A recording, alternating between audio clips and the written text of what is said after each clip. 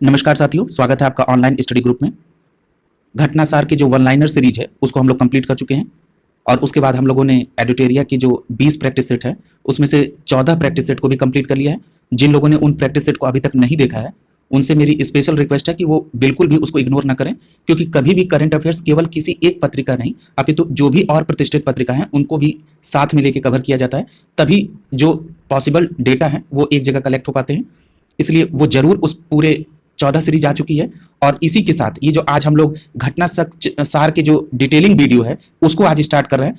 मैं सोच रहा था कि जब 20 प्रैक्टिस सेट कंप्लीट हो जाए उसके बाद इसको स्टार्ट किया जाए, लेकिन लगातार आप लोगों के मैसेजेस आ रहे थे कि इसको थोड़ा जल्दी कर दिया जाए, तो आप लोगों की इस बात को ध्यान में रखते हुए इस सीरीज को स्टार्ट किया जा रहा है।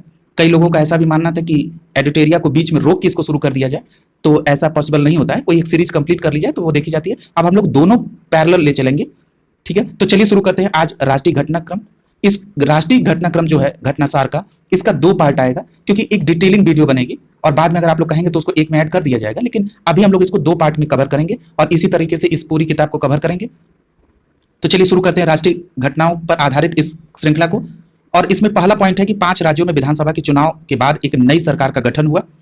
अब ये बात आती है कि 5 राज्य कौन से हैं, तो पहले पैराग्राफ में दिया हुआ है कि जिन 5 राज्यों में विधानसभा का चुनाव हुआ उसमें उत्तराखंड, मणिपुर, गोवा, उत्तर प्रदेश और पंजाब में इन 5 राज्यों में विधानसभा का चुनाव हुआ, जिसमें से 4 राज्यों में उत्तराखंड, मणिपुर, गोवा और उत्तर प्रदेश में बीजेपी की पूर्ण बहुमत की सरकार बनी और पंजाब में आम आदमी पार्टी की सरकार बनी जिसके मुख्यमंत्री भगवंत मान बने। ठीक है, इसमें इतने पॉइंट को याद रखना है। अगले पॉइंट की तरफ चलते हैं।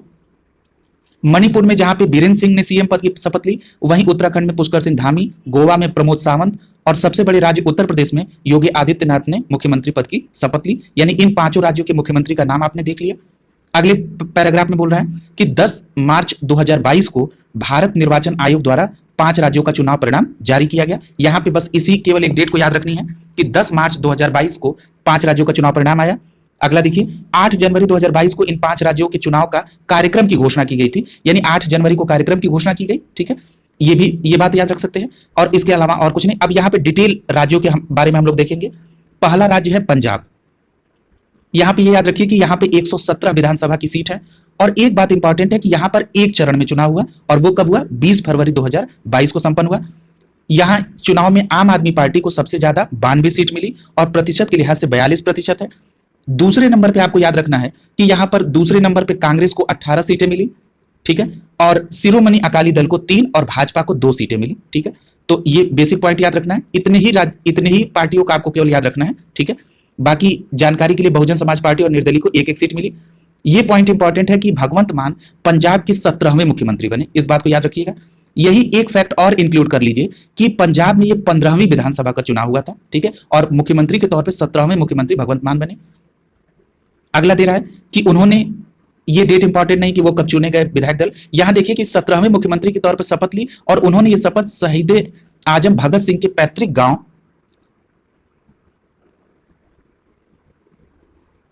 खटकर कला में ली, जहां पे राज्यपाल बनवारी लाल पुरोहित ने उनको पद और गोपनीयता की शपथ दिलाई।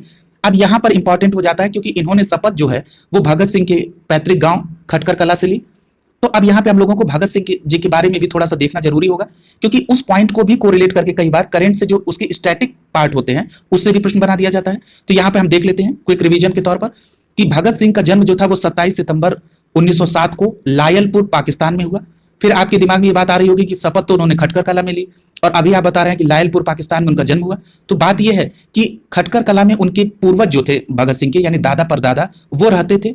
वहां पर ऐसा माना जाता है कि प्लेग की बीमारी फैली और उन्होंने शिफ्ट करके लायलपुर आ गए और जो वर्तमान में बंटवारे के बाद पाकिस्तान में चला गया है। ठीक है, तो इसीलिए उनके पैतृक गांव खटकर कला पे भगवंत मान ने शपथ ली। ठीक है, और उनको शपथ वहां के राज्यपाल बनवारी लाल पुरोहित ने दिलाई। तो वहां पंजाब के राज्यपाल का नाम क्या है, बनवारी लाल पुरोहित। ये बात याद रखना है। ठीक है, और यहां पर अगले पॉइंट में बोल रहा है कि वो अब 16 मई से 14 मार्च 2022 तक वो आम आदमी पार्टी से लोकसभा सदस्य रहे।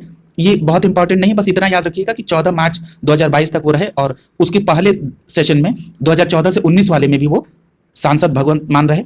अगला देखिए, मणिपुर है। मणिपुर में याद रखना है कि 60 विधानसभा की सीट है और 2 चरण में चुनाव हुए। पंजाब में 1 चरण में हुआ था और ये 2 चरण के चुनाव 27 फरवरी और 3 मार्च को हो गए। और अगले पॉइंट में कह रहा है कि भारत निर्वाचन आयोग द्वारा जो चुनाव परिणाम जारी किया गया, उसमें भारतीय जनता पार्टी को 32 सीट मिली और प्रतिशत के लिहाज से वो 37.8 बनती है। ठीक है, तो इतनी बात को याद रखना है। और इसके बाद है कि नेशनल पीपुल्स पार्टी को 7 सीटें और नागा पीपुल्स फ्रंट को 5। ठीक है, तो जेडीयू को 6। यानी बस यहां पे आपको ये याद रखना है कि बीजेपी को 32 सीट, एनपीपी यानी नेशनल पीपुल्स पार्टी को 7 सीट और जेडीयू को 6। बस इतनी बात याद रखिएगा। अगला देखिए कि कह रहा है कि ये निर्दलीय छोड़ दीजिए। अगला है कि एन बीरेन सिंह ने राज्य में लगातार दूसरी बार मुख्यमंत्री पद के तौर पर शपथ ली, यानी वो दूसरे मुख्यमंत्री बने और उन्होंने मणिपुर की राजधानी इंफाल में ये शपथ ली। और उनको शपथ किसने दिलाई, ये इंपॉर्टेंट है, वहां के राज्यपाल एल गणेशन ने दिलाई। ठीक है, तो ये याद रखना है बस इसमें पॉइंट। ठीक है, बाकी पॉइंट को इग्नोर करना है क्योंकि वो परीक्षा के लिहाज से बहुत इंपॉर्टेंट नहीं है। ठीक है, यानी जिन पार्टों पर मैं फोकस कर रहा हूं केवल बस उस पार्ट को आपको ध्यान में रखना है। अगला नाम है उत्तराखंड का। उत्तराखंड में 70 विधानसभा सीटें हैं, वहां चुनाव हुआ, ये याद रखना है। यहां पर भी एक चरण में चुनाव संपन्न हुआ, ये बात याद रखनी है। और भाजपा ने यहां पे सबसे ज्यादा 47 सीट जीती और जो मत प्रतिशत में 44.3% है। इस पॉइंट में बस इन बातों का ही ध्यान रखना है। ठीक है, यानी जो पॉइंट दिए गए मैं उनको समराइज करते हुए चल रहा हूं ताकि आपको यह पता चले कि हमको इसमें किन किन बातों का ध्यान रखना है। अगला है कि इसमें कांग्रेस को 19 और बहुजन समाज पार्टी को 2 सीट मिली। यानी आपको इसमें यह याद रखना है कि उत्तराखंड में टोटल 70 सीट, एक चरण में चुनाव हुआ और बीजेपी को 47 सीट मिली, कांग्रेस को 19 और बसपा को 2 सीट। बस इतनी बात याद रखनी है। अगला चलते हैं। और पुष्कर सिंह धामी दूसरी बार मुख्यमंत्री बने, वो अपने सीट से स्वयं चुनाव हार गए। ठीक है, फिर भी उनको मुख्यमंत्री बनाया गया।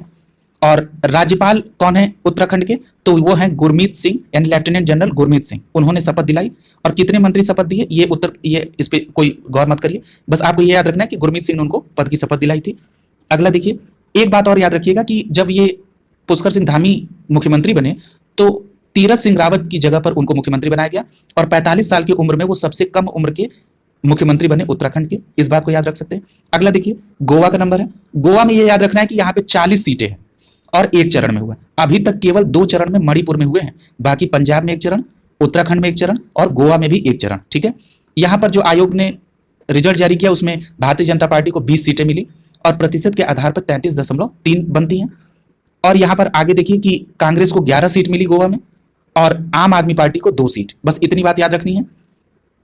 और प्रमोद सावंत यहाँ पे गोवा के मुख्यमंत्री बने दूसरी बार। बस इतनी बात, और बाकी इंपॉर्टेंट नहीं है। यहाँ पे एक बात यहाँ पे ध्यान रखिएगा कि जो इस पैराग्राफ में कि जो गोवा में बीजेपी को 40 में से 20 सीटें मिली तो वो जरूरी बहुमत में 1 सीट कम पड़ गई। तो इसमें एक बात याद रखिएगा कि बीजेपी को एमजीपी का फुल फॉर्म होता है महाराष्ट्रवादी गोमांतक पार्टी, इनके 2 विधायक जीत के आए थे, उन्होंने समर्थन दे दिया बीजेपी को और 3 निर्दलीय विधायकों ने समर्थन दे दिया और गोवा में बीजेपी की सरकार बन गई। अगले पॉइंट में देखिए कि राज्यपाल पीएस श्रीधरन पिल्लई ने उनको मुख्यमंत्री पद की शपथ दिलाई। यानी कि गोवा के मुख्य राज्यपाल का नाम क्या है, पीएस श्रीधरन पिल्लई, मुख्यमंत्री और उनके राज्यपाल, ये भी याद रखना है। और गोवा के राजधानी पणजी। यानी जितनी बातों पर मैं फोकस कर रहा हूं पूरी कहानी नहीं पढ़नी है, समराइज करना है। ठीक है, तो इन बातों पर विशेष ध्यान देना है। अगला नाम है उत्तर प्रदेश का। उत्तर प्रदेश में 403 विधानसभा की सीटें हैं और यहाँ पे 7 चरण में चुनाव हुआ। अब ये 7 चरण की डेट दे रहा है 10 फरवरी, 14 फरवरी, 20 फरवरी, 23 फरवरी, 27 फरवरी, 3 मार्च और 7 मार्च को। अगर आपको पूरी डेट याद ना हो पाए तो बस इतनी बात याद रखिएगा कि 403 विधानसभा सीटों पर चुनाव हुए उत्तर प्रदेश में 7 चरणों में। और पहले चरण का जो चुनाव हुआ 10 फरवरी से और अंतिम चरण जो था 7वां चरण वो था 7 मार्च को। बस इतनी बात याद रखिएगा, तब भी काम चल जाएगा। अगला दे रहा है अगले पॉइंट में कि निर्वाचन आयोग द्वारा चुनाव परिणाम में भारतीय जनता पार्टी को सर्वाधिक 255 सीटें मिली, यानी बीजेपी को इसमें 255 सीटें मिली। अब जो प्रतिशत के लिहाज से कितने प्रतिशत है तो वो है 41.3%। ठीक है, इसमें यह बात याद रखनी है। और यहां साथ ही में अगले पैराग्राफ में देखिए दिया है कि बीजेपी को दूसरे स्थान पर समाजवादी पार्टी रही जिसको 111 सीट मिली और मत प्रतिशत के आधार पर 32.1। ठीक है, यानी भाजपा को 255 सीट 41.3%, समाजवादी पार्टी को 111 सीट 32.1%। और तीसरी पार्टी को याद रखना है अपना दल सोनेलाल को 12 सीटें मिली और उसके बाद राष्ट्रीय लोकदल को 8 सीट और सुभाषपा यानी कि सुहेलदेव पार्टी को 6 सीट। बस इतनी बातों को याद रखना है। कांग्रेस पार्टी को 2 सीट मिली। ठीक है, बाकी नाम इंपॉर्टेंट नहीं। बहुजन समाज पार्टी को 1 सीट। अब ये पॉइंट इंपॉर्टेंट है कि उत्तर प्रदेश में जो विधानसभा की चुनाव उसमें पहले की तुलना में इस बार सर्वाधिक महिलाएं जीत के गई और उनकी संख्या क्या बनती है 48 महिलाएं। यानी इस बार के इलेक्शन में 48 महिला विधायक बनी है। इस बात को याद रखना है, यह परीक्षा में बहुत पूछा जाता है। और अगले पॉइंट में बता रहा है कि बीजेपी गठबंधन को 403 में से 273 सीट मिली, यानी बीजेपी को इंडिविजुअल 255 सीट और गठबंधन के साथ उसको 273 सीट मिली। और यह भी एक रिकॉर्ड बन गया कि लगातार दूसरी बार किसी पार्टी को सत्ता में आने में 37 साल बाद यह काम हुआ है और योगी आदित्यनाथ इस बार मुख्यमंत्री दूसरी बार बने। इस बात को याद रखना। अगला देखिए बस अगले पॉइंट में इस बात को ध्यान देना है कि 25 मार्च को लखनऊ के इकाना स्टेडियम में राज्यपाल आनंदीबेन पटेल ने इन लोगों को शपथ दिलाई। बस इतनी बात याद रखनी है कि इस डेट को विधायक दल के नेता चुनेगा, ये इंपॉर्टेंट नहीं है परीक्षा के दृष्टिकोण से। अगला है कि योगी आदित्यनाथ के साथ केशव प्रसाद मौर्य और ब्रजेश पाठक उप मुख्यमंत्री बने, इतनी बात याद रखिए। और इनके साथ टोटल 32 मंत्रियों ने शपथ ली, यानी मुख्यमंत्री और उप मुख्यमंत्री के शामिल 32 मंत्रियों ने 52 मंत्रियों ने शपथ ली। और इनमें से इस पॉइंट पे याद रखिएगा कि योगी मंत्रिमंडल में 5 महिला मंत्री बनी, यानी 48 विधायक बनी है महिलाएं और 5 महिलाएं मंत्री बनी। इतनी बातों पे याद रखना है इसमें, ठीक है। और उत्तर प्रदेश के संदर्भ में एक डेटा और इंक्लूड कर लीजिए जो काफी इंपॉर्टेंट है लेकिन इसमें नहीं है, कि उत्तर प्रदेश में 18वीं विधानसभा का इलेक्शन हुआ है, ठीक है। ये बात याद रखिएगा। आगे चल रहे हैं हम लोग। जापान के प्रधानमंत्री की भारत यात्रा हुई। जापान के प्रधानमंत्री का नाम फूमियो किशिदा है और वो 19 और 20 मार्च 2022 को भारत की यात्रा पे थे, इस बात को याद रखना है। अगला है कि जापान के जो प्रधानमंत्री भारत आए थे वो 14वें भारत जापान वार्षिक शिखर सम्मेलन में हिस्सा लेने के लिए आए थे, ठीक है। और एक बात और यहाँ पे याद रखिएगा कि 2020 और 21 में भारत और जापान के बीच में वार्षिक शिखर सम्मेलन कोविड के कारण पे नहीं हो पाया था। अगला पॉइंट है कि जो द्विपक्षीय वार्ता हुई भारत और जापान के बीच में वो साइबर सुरक्षा, सतत विकास, अपशिष्ट जल प्रबंधन और समेत आर्थिक और सांस्कृतिक पक्ष पर हुआ। अब यहाँ पर एक पॉइंट बहुत इंपॉर्टेंट है कि इन दोनों देशों के बीच में 6 समझौते हुए, वो कनेक्टिविटी, हेल्थ केयर, इन तमाम क्षेत्रों में। और इन जो 6 समझौते हुए उसके आधार पर 7 ऋण करार हुआ, ठीक है। यानी इन 6 समझौतों को करने के लिए 7 ऋण करार भी हुए, ठीक है। इस बात को यहाँ पे याद रखना है। अगला है कि उन्होंने इस बात पे कहा कि दोनों देशों के बीच में हिंद प्रशांत और वैश्विक स्तर पर साझेदारी की भी बात की गई, ये उतना इंपॉर्टेंट नहीं है। यहाँ पे ये याद रखना है कि आर्थिक सहयोग, डिजिटल सहयोग के साथ साथ भारत के पूर्वोत्तर क्षेत्र में भी विकास के लिए चर्चा हुई, स्किल पर भी विकास के लिए। एक पॉइंट यहाँ अगले पॉइंट में देखिए कि दे रहा है कि दोनों देश जापान से सेब का आयात, यानी भारत जो है जापान से सेब का आयात करेगा और भारत से आम का निर्यात होगा जापान को, इस पर भी सहमति बनी है, तो ये भी याद रखिएगा। अगले पॉइंट में है कि साइबर सुरक्षा, कनेक्टिविटी, जल आपूर्ति, सीवरेज, बागवानी, स्वास्थ्य, जैव विविधता पर 7 ऋण करार हुए। जो 7 ऋण करार हुए हैं वो साइबर सुरक्षा, कनेक्टिविटी, जल आपूर्ति, सीवरेज, बागवानी, स्वास्थ्य और जैव विविधता के क्षेत्र में हुए हैं, ठीक है, याद रखिएगा। और इसके साथ ही साथ जो भारत जापान औद्योगिक प्रतिस्पर्धा भागीदारी रोड मैप है उस पर भी चर्चा हुई। यानी इस प्रकार ये हम लोगों का, यानी जितनी बातों पर मैं फोकस कर रहा हूं उतनी चीजों को आपको निश्चित तौर पर याद रखना है। अगला पॉइंट है कि 6 भारतीय हवाई अड्डों को ASQ अवार्ड 2021 मिला है, ठीक है। तो और अब अगले पॉइंट में देखिए ये किसके द्वारा जारी किया गया, तो ये एयरपोर्ट काउंसिल इंटरनेशनल यानी कि ACI द्वारा जारी किया गया, ठीक है। और ये भारत के जो 6 हवाई अड्डे शामिल किए गए हैं ये आकार और क्षेत्र के अनुसार इनको सर्वश्रेष्ठ क्रम में लिया गया है। अगले पॉइंट में कह रहा है कि इन हवाई अड्डों को जो यातायात के विभिन्न आधार पर श्रेणियों में बांटा गया है, यानी ये कह रहा है कि जो हवाई अड्डे लिए गए हैं उस पर कितने यात्रियों का आवागमन है इसके आधार पर विभिन्न श्रेणियां बनाई गई हैं, ठीक है। तो चलिए उनको देख लेते हैं।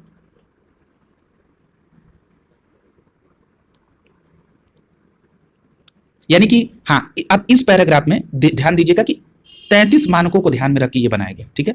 कितने 33 मानकों को ध्यान में रख के। अब चलिए देखिए 6 भारतीय हवाई अड्डों को शामिल किया गया। अब इसमें पहली श्रेणी बनी कि जहां पे प्रतिवर्ष 40 मिलियन से अधिक यात्री आते जाते हो। उसमें कौन आते हैं, तो उसमें 2 एयरपोर्ट आते हैं। एक छत्रपति शिवाजी महाराज अंतर्राष्ट्रीय हवाई अड्डा मुंबई जो लगातार 5वां वर्ष है इसको ये अवार्ड मिलते हुए, और एक और हवाई अड्डा है इंदिरा गांधी अंतर्राष्ट्रीय हवाई अड्डा नई दिल्ली जो लगातार 4थी बार से ये अवार्ड पा रहा है। तो यानी ये 40 मिलियन से ज्यादा लोग यहाँ पे आते जाते उस श्रेणी में इसको मिले। और दूसरी श्रेणी है जहां प्रतिवर्ष 15 से 25 मिलियन यात्री आते हैं, उसमें एक हवाई अड्डा है राजीव गांधी अंतर्राष्ट्रीय हवाई अड्डा हैदराबाद। और अगली श्रेणी है प्रतिवर्ष 5 से 15 मिलियन लोग, उसमें 2 हवाई अड्डे हैं, कोचीन अंतर्राष्ट्रीय हवाई अड्डा कोचीन, सरदार वल्लभ भाई पटेल अंतर्राष्ट्रीय हवाई अड्डा अहमदाबाद, ठीक है। और अगली श्रेणी है कि जहां प्रतिवर्ष 2 से 5 मिलियन यात्री आते हैं वो चंडीगढ़ एयरपोर्ट है।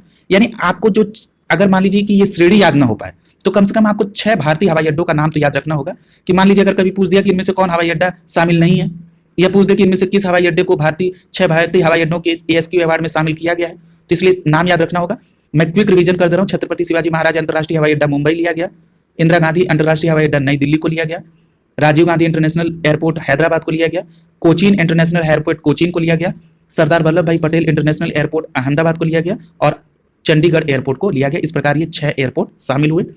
अगला देखिए, भारत का पहला पूर्ण स्वामित्व वाला महिला पार्क, और ये महिला पार्क कैसा है, औद्योगिक पार्क है, ठीक है। यानी ये भारत का जो पूर्ण स्वामित्व वाला महिला औद्योगिक पार्क है ये कहां पर स्टैब्लिश है, तो इस पैराग्राफ में देखिए लिखा है हैदराबाद में स्टैब्लिश है ये। और जो इसका उद्घाटन है वो 8 मार्च 2022 को हुआ, जिस दिन अंतर्राष्ट्रीय महिला दिवस था, ठीक है, उस दिन इसको शुरुआत किया गया। और इस पार्क को फिक्की लेडीज ऑर्गेनाइजेशन यानी FLO द्वारा बढ़ावा दिया जा रहा है। ठीक है, इतनी बातों को याद रखना है। अगला है कि FICCI ladies organisation industrial park में, ये अपनी तरह का पहला पार्क है जो सुल्तानपुर में 50 एकड़ जमीन पे बनाया गया। यानी जो हैदराबाद के सुल्तानपुर में 50 एकड़ जमीन पे इसको बनाया गया, जो कि पाटन चेरू के पास है। और इसमें लागत कितनी लगी, तो 250 करोड़ की लागत लगी। ठीक है, इतनी बात को याद रखना है परीक्षा के दृष्टिकोण से। अगला है केटी रामाराव आईटी और उद्योग मंत्री हैं, उन्होंने पार्क का क्या किया, उद्घाटन किया। अगले पॉइंट में देखिए, यानी इतनी बात जो है हमको केवल याद रखना है कि भारत का जो पहला पूर्ण स्वामित्व वाला महिला औद्योगिक पार्क है वो कहां पे, हैदराबाद में। ठीक है, यहां एक शब्द की चर्चा बार बार हुई, फिक्की की। जरा फिक्की को भी कोरिलेट कर लेते हैं। फिक्की जो है वो federation of Indian chambers of commerce and industries है। एक बार मैं और रिपीट कर देता हूं, फिक्की की स्पेलिंग होती है FICCI और उसको कहते हैं federation of Indian chambers of commerce and industries. इसकी स्थापना कब हुई, तो इसकी स्थापना 1927 में हुई और हेडक्वार्टर कहां पे, नई दिल्ली में। एक शब्द की चर्चा और आप लोगों ने बार बार सुनी इसमें कि फिक्की लेडीज ऑर्गेनाइजेशन इसको सपोर्ट कर रहा है, जिसका शॉर्ट फॉर्म अभी आपने देखा FLO। ये इसी फिक्की से 1983 में अलग होकर बना था। ठीक है, इन दोनों बातों को हम लोगों को एक्स्ट्रा भी देखना होगा। अगला है राज्य स्वास्थ्य सूचकांक 2019-20। ठीक है, अब ये राज्य स्वास्थ्य सूचकांक 19-20 जो है वो 27 दिसंबर 2021 को जारी किया गया।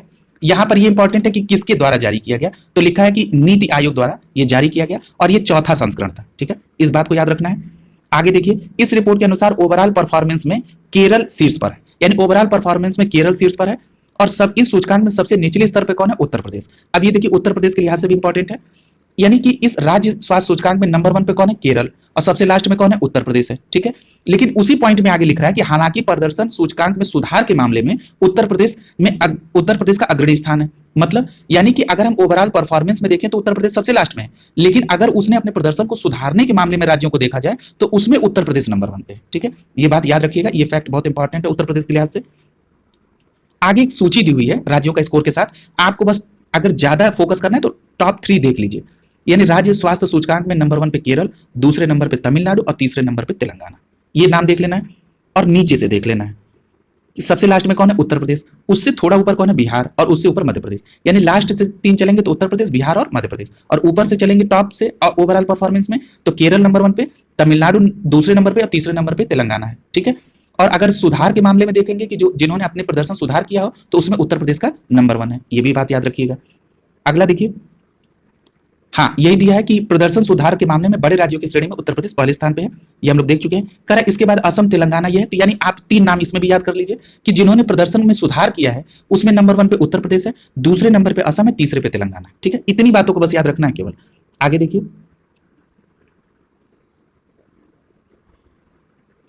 आगे कह रहा है कि रिपोर्ट में कई राज्यों में सुधार के मामले में नेगेटिव अंक भी मिला है। इसका मतलब यह है कि इनको जो स्वास्थ्य के क्षेत्र में सुधार करना चाहिए था वो उस हिसाब से सुधार नहीं कर पाए, इसलिए उनको नेगेटिव अंक दिया गया है।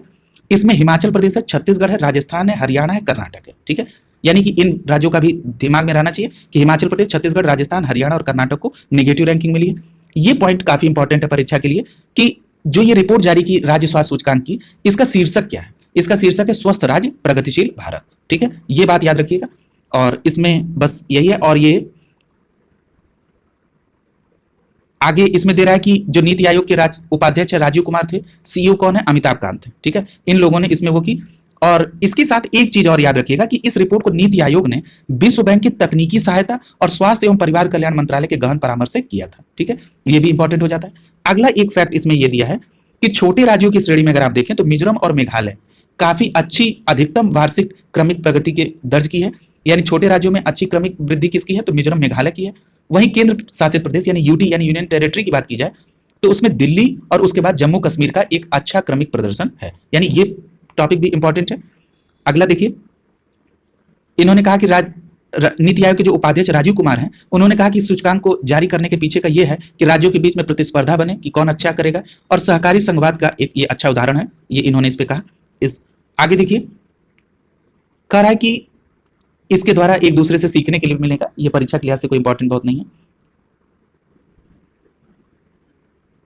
ये यहां पे कंप्लीट होता है। इतनी बातों को आपको याद रखना होगा। ठीक है, और एक बात और याद रखिएगा इस पैराग्राफ में से कि जो राज्य स्वास्थ्य सूचकांक जारी किया गया, ये अभी हम लोगों ने देखा कौन सा था, चौथा संस्करण था। और इस पैराग्राफ में कहा कि इस सूचकांक को 2017 से प्रकाशित किया जा रहा है। ठीक है, इस बात को भी याद रखिएगा कि ये 2017 से प्रकाशित हो रहा है।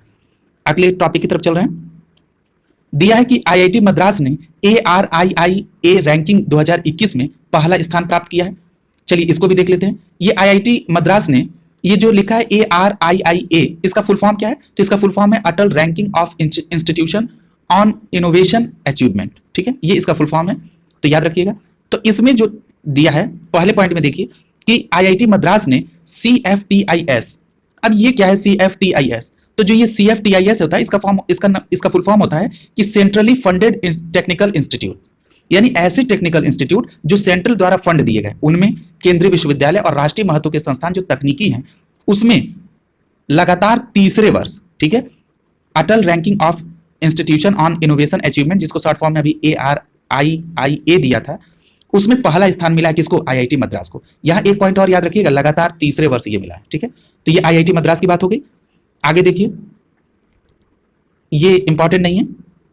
आईआईटी मद्रास के बाद इसमें IIT Bombay, IIT Delhi, IIT Kanpur का नाम आता है। ठीक है, ये याद रखना है इसमें। ठीक है, और ये भी याद रखिएगा कि बेंगलुरु में जो भारतीय विज्ञान संस्थान यानी IISc है, उसको इस श्रेणी में 6वां स्थान मिला है। ठीक है, इतनी बात को यहां याद रखना है।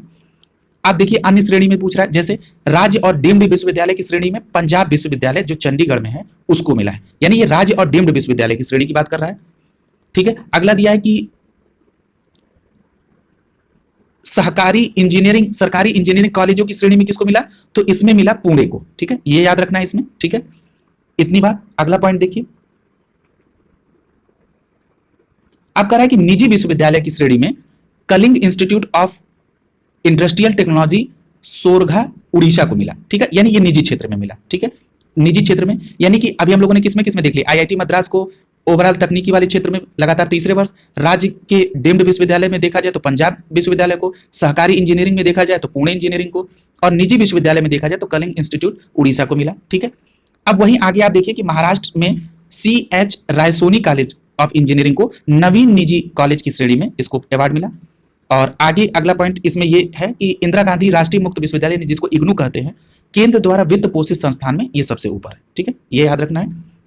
और इन बातों को याद रखने के साथ साथ हमको ये याद रखना है कि जो ये रैंकिंग जारी की गई उसमें 674 उच्च शिक्षण संस्थानों को, जो पिछले बार के मुकाबले 2021 में 1438 संस्थानों को इसमें शामिल किया गया, यानी इस बार 1438 थे और पिछले बार 674 थे। ठीक है, यानी इस बार बढ़े हैं, ये बात याद रखनी है। इतनी बातों को इसमें याद रखना है। ठीक है, यानी कि जबरदस्ती का अतिरिक्त फैक्ट का बोझ लेने की आवश्यकता नहीं है, जो बातें इंपॉर्टेंट है उनको कंसीडर करना है। ठीक है, जो परीक्षा का पूछने का पैटर्न है और जो संभावना भी हो सकती है उतना ही जाना है, क्योंकि देखिए ज्यादा फैक्ट पढ़ना कोई बहुत बड़ी बात नहीं है, उसको याद रखना सबसे बड़ी बात है। ठीक है, तो याद रखिएगा।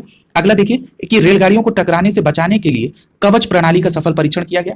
अब एक बात याद रखिएगा कि ये कवच क्या चीज है? ये कवच के जरिए जो ट्रेन एक ही पटरी पे दो आके एक्सीडेंट कर जाती थी या रेलवे क्रॉसिंग पे जाती थी, तो ये कवच क्या करेगा कि जैसे ही वो उसी लाइन पर कोई दूसरी ट्रेन आ रही है तो तुरंत रोक लेगा, दोनों ब्रेक लग जाएगा, या जब वो रेलवे फाटक से होकर गुजरेगा ट्रेन तो वो क्या करने लगेगा, अपने आप सायरन बजने लगेगा।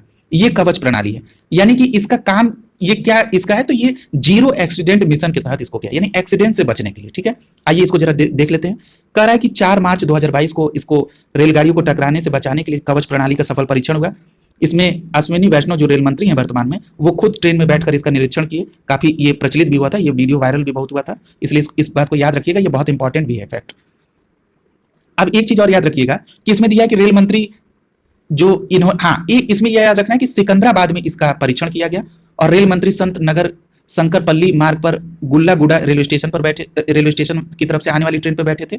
ये बहुत इंपॉर्टेंट नहीं है, बस इतना याद रखिएगा कि यह परीक्षण सिकंदराबाद में हुआ। ठीक है, और दूसरी ओर से जो चिठीगुड़ा रेलवे स्टेशन की तरफ से रेलवे बोर्ड के चेयरमैन VK त्रिपाठी बैठे थे और इन दोनों ट्रेनों को आपस में टकराने से पहले वो क्या हुई, कवच के कारण रुक गई। ठीक है, अब यहाँ पे देखिए 2 चीजें क्या इंपॉर्टेंट है। एक तो ये इंपॉर्टेंट है कि इसका परीक्षण कहाँ हुआ, सिकंदराबाद। किस रेल मार्ग पे, तो संत नगर शंकरपल्ली मार्ग पर। और दोनों ट्रेनों में, एक ट्रेन में रेल मंत्री बैठे थे, एक ट्रेन में railway board chairman VK Tripathi. अब यहाँ ये भी इंपॉर्टेंट है कि रेलवे बोर्ड के नए चेयरमैन कौन बने, VK त्रिपाठी, ये भी याद रखिएगा, यहां से भी प्रश्न बन सकता है। और जो अभी हमने आपको बताया कि जीरो एक्सीडेंट मिशन के तहत ये स्वदेशी प्रणाली पर विकसित किया गया। ठीक है, अब देखिए यहां अगला पॉइंट है कि 2022 में केंद्रीय बजट में आत्मनिर्भर भारत योजना के तहत इसकी घोषणा के अंतर्गत देश के 2000 किलोमीटर नेटवर्क पर कवच का परीक्षण होगा। ठीक है, तो यहां क्या याद रखना है कि 2022 के बजट में आत्मनिर्भर भारत योजना के तहत देश में 2000 किलोमीटर नेटवर्क पर कवच का परीक्षण किया जाएगा, ये याद रखना है। अगला देखिए कि ये करा, अभी हमने इसको एक्सप्लेन कर दिया कि दो ट्रेनें अगर स्पीड में एक दूसरे की तरफ आ रही तो अपने आप ब्रेक लग जाएगा, और जब रेलवे फाटक से होकर गुजरेगी तो अपने आप सीटी बजने लगेगी। ठीक है, अगला देखिए कह रहा है कि भारतीय रेलवे से चलने सुरक्षा मजबूती के लिए ये जो स्वदेशी प्रणाली है इसको क्या कहा गया, ये एटीपी है, यानी ऑटोमेटिक ट्रेन प्रोटेक्शन की प्रणाली के तहत कवच को विकसित किया गया। यानी अगर ये पूछे कि कवच प्रणाली को किसके तहत विकसित किया गया तो आप कह सकते हैं ऑटोमेटिक ट्रेन प्रोटेक्शन, यानी अपने आप ब्रेक लग जाता है, और ये क्या है, स्वदेशी प्रणाली। ठीक है, तो याद रखिएगा इसमें। और इसमें एक बात और याद रखिएगा, ये टेक्निकल पॉइंट है कि कवच एक एंटी कोलिजन डिवाइस नेटवर्क है। ठीक है, जो रेडियो कम्युनिकेशन, माइक्रो प्रोसेसर और ग्लोबल पोजिशनिंग सिस्टम तकनीकी पर आधारित होकर काम करेगा। अगले पॉइंट में कह रहा है, ये अगला पॉइंट इंपॉर्टेंट है, कह रहा है कि इसमें उच्च आवृत्ति की रेडियो संचार का प्रयोग किया गया है। ठीक है, और ये किसके अनुरूप है, तो ये SIL यानी सुरक्षा मानक 4 के अनुरूप इसको तैयार किया गया है। ठीक है, इतनी बातें आपको कवच के बारे में समझनी है। ठीक है, अगला देखिए कह रहा है कि पुणे में शिवाजी प्रतिमा के अनावरण के साथ मेट्रो रेल का उद्घाटन। तो अब यहां पे ये ध्यान रखिए कि प्रधानमंत्री नरेंद्र मोदी ने पुणे महाराष्ट्र में मराठा योद्धा छत्रपति शिवाजी की प्रतिमा 6 मार्च को उसका अनावरण किया।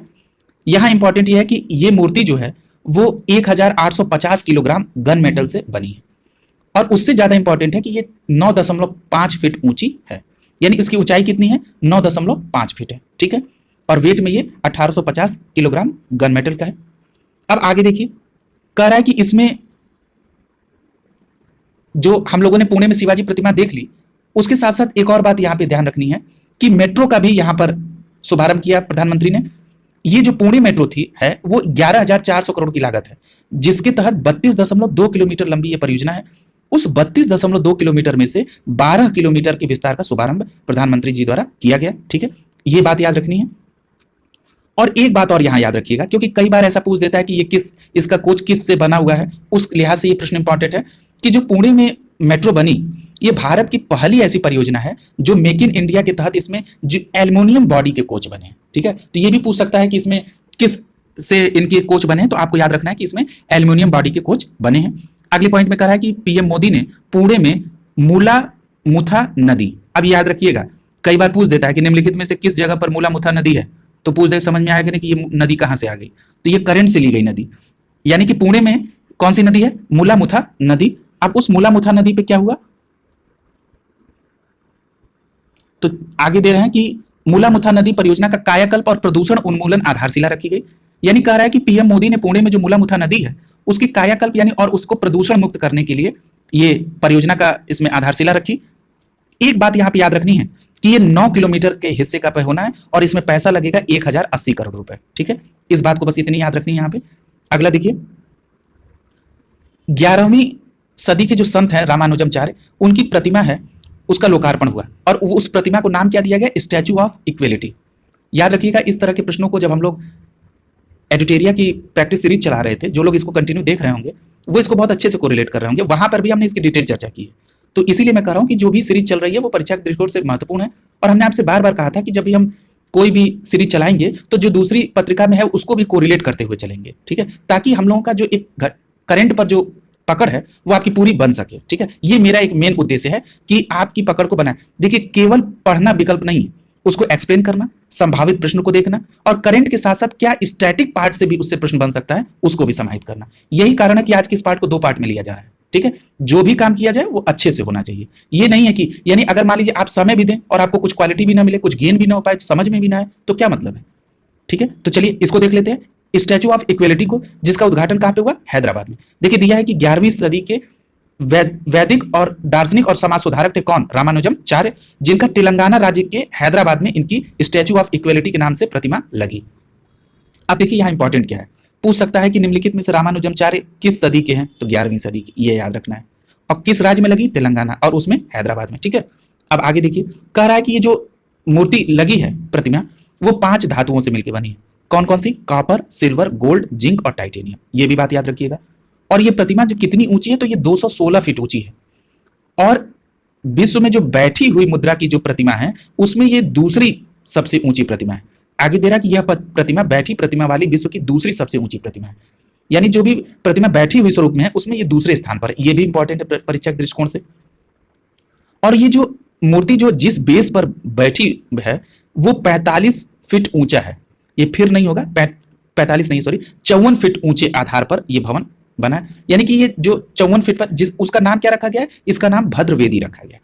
यानी जिस आधार पर ये बैठा है उनका नाम क्या रखा गया, भद्रवेदी, और उसकी ऊंचाई कितनी है, 54 फीट है। ठीक है, ये याद रखिएगा। अगला है कि इस प्रतिमा का नाम बता दिया गया, स्टैचू ऑफ इक्वलिटी है, जो तेलंगाना के हैदराबाद में। इसका लोकार्पण 5 फरवरी 2022 को प्रधानमंत्री महोदय ने किया था।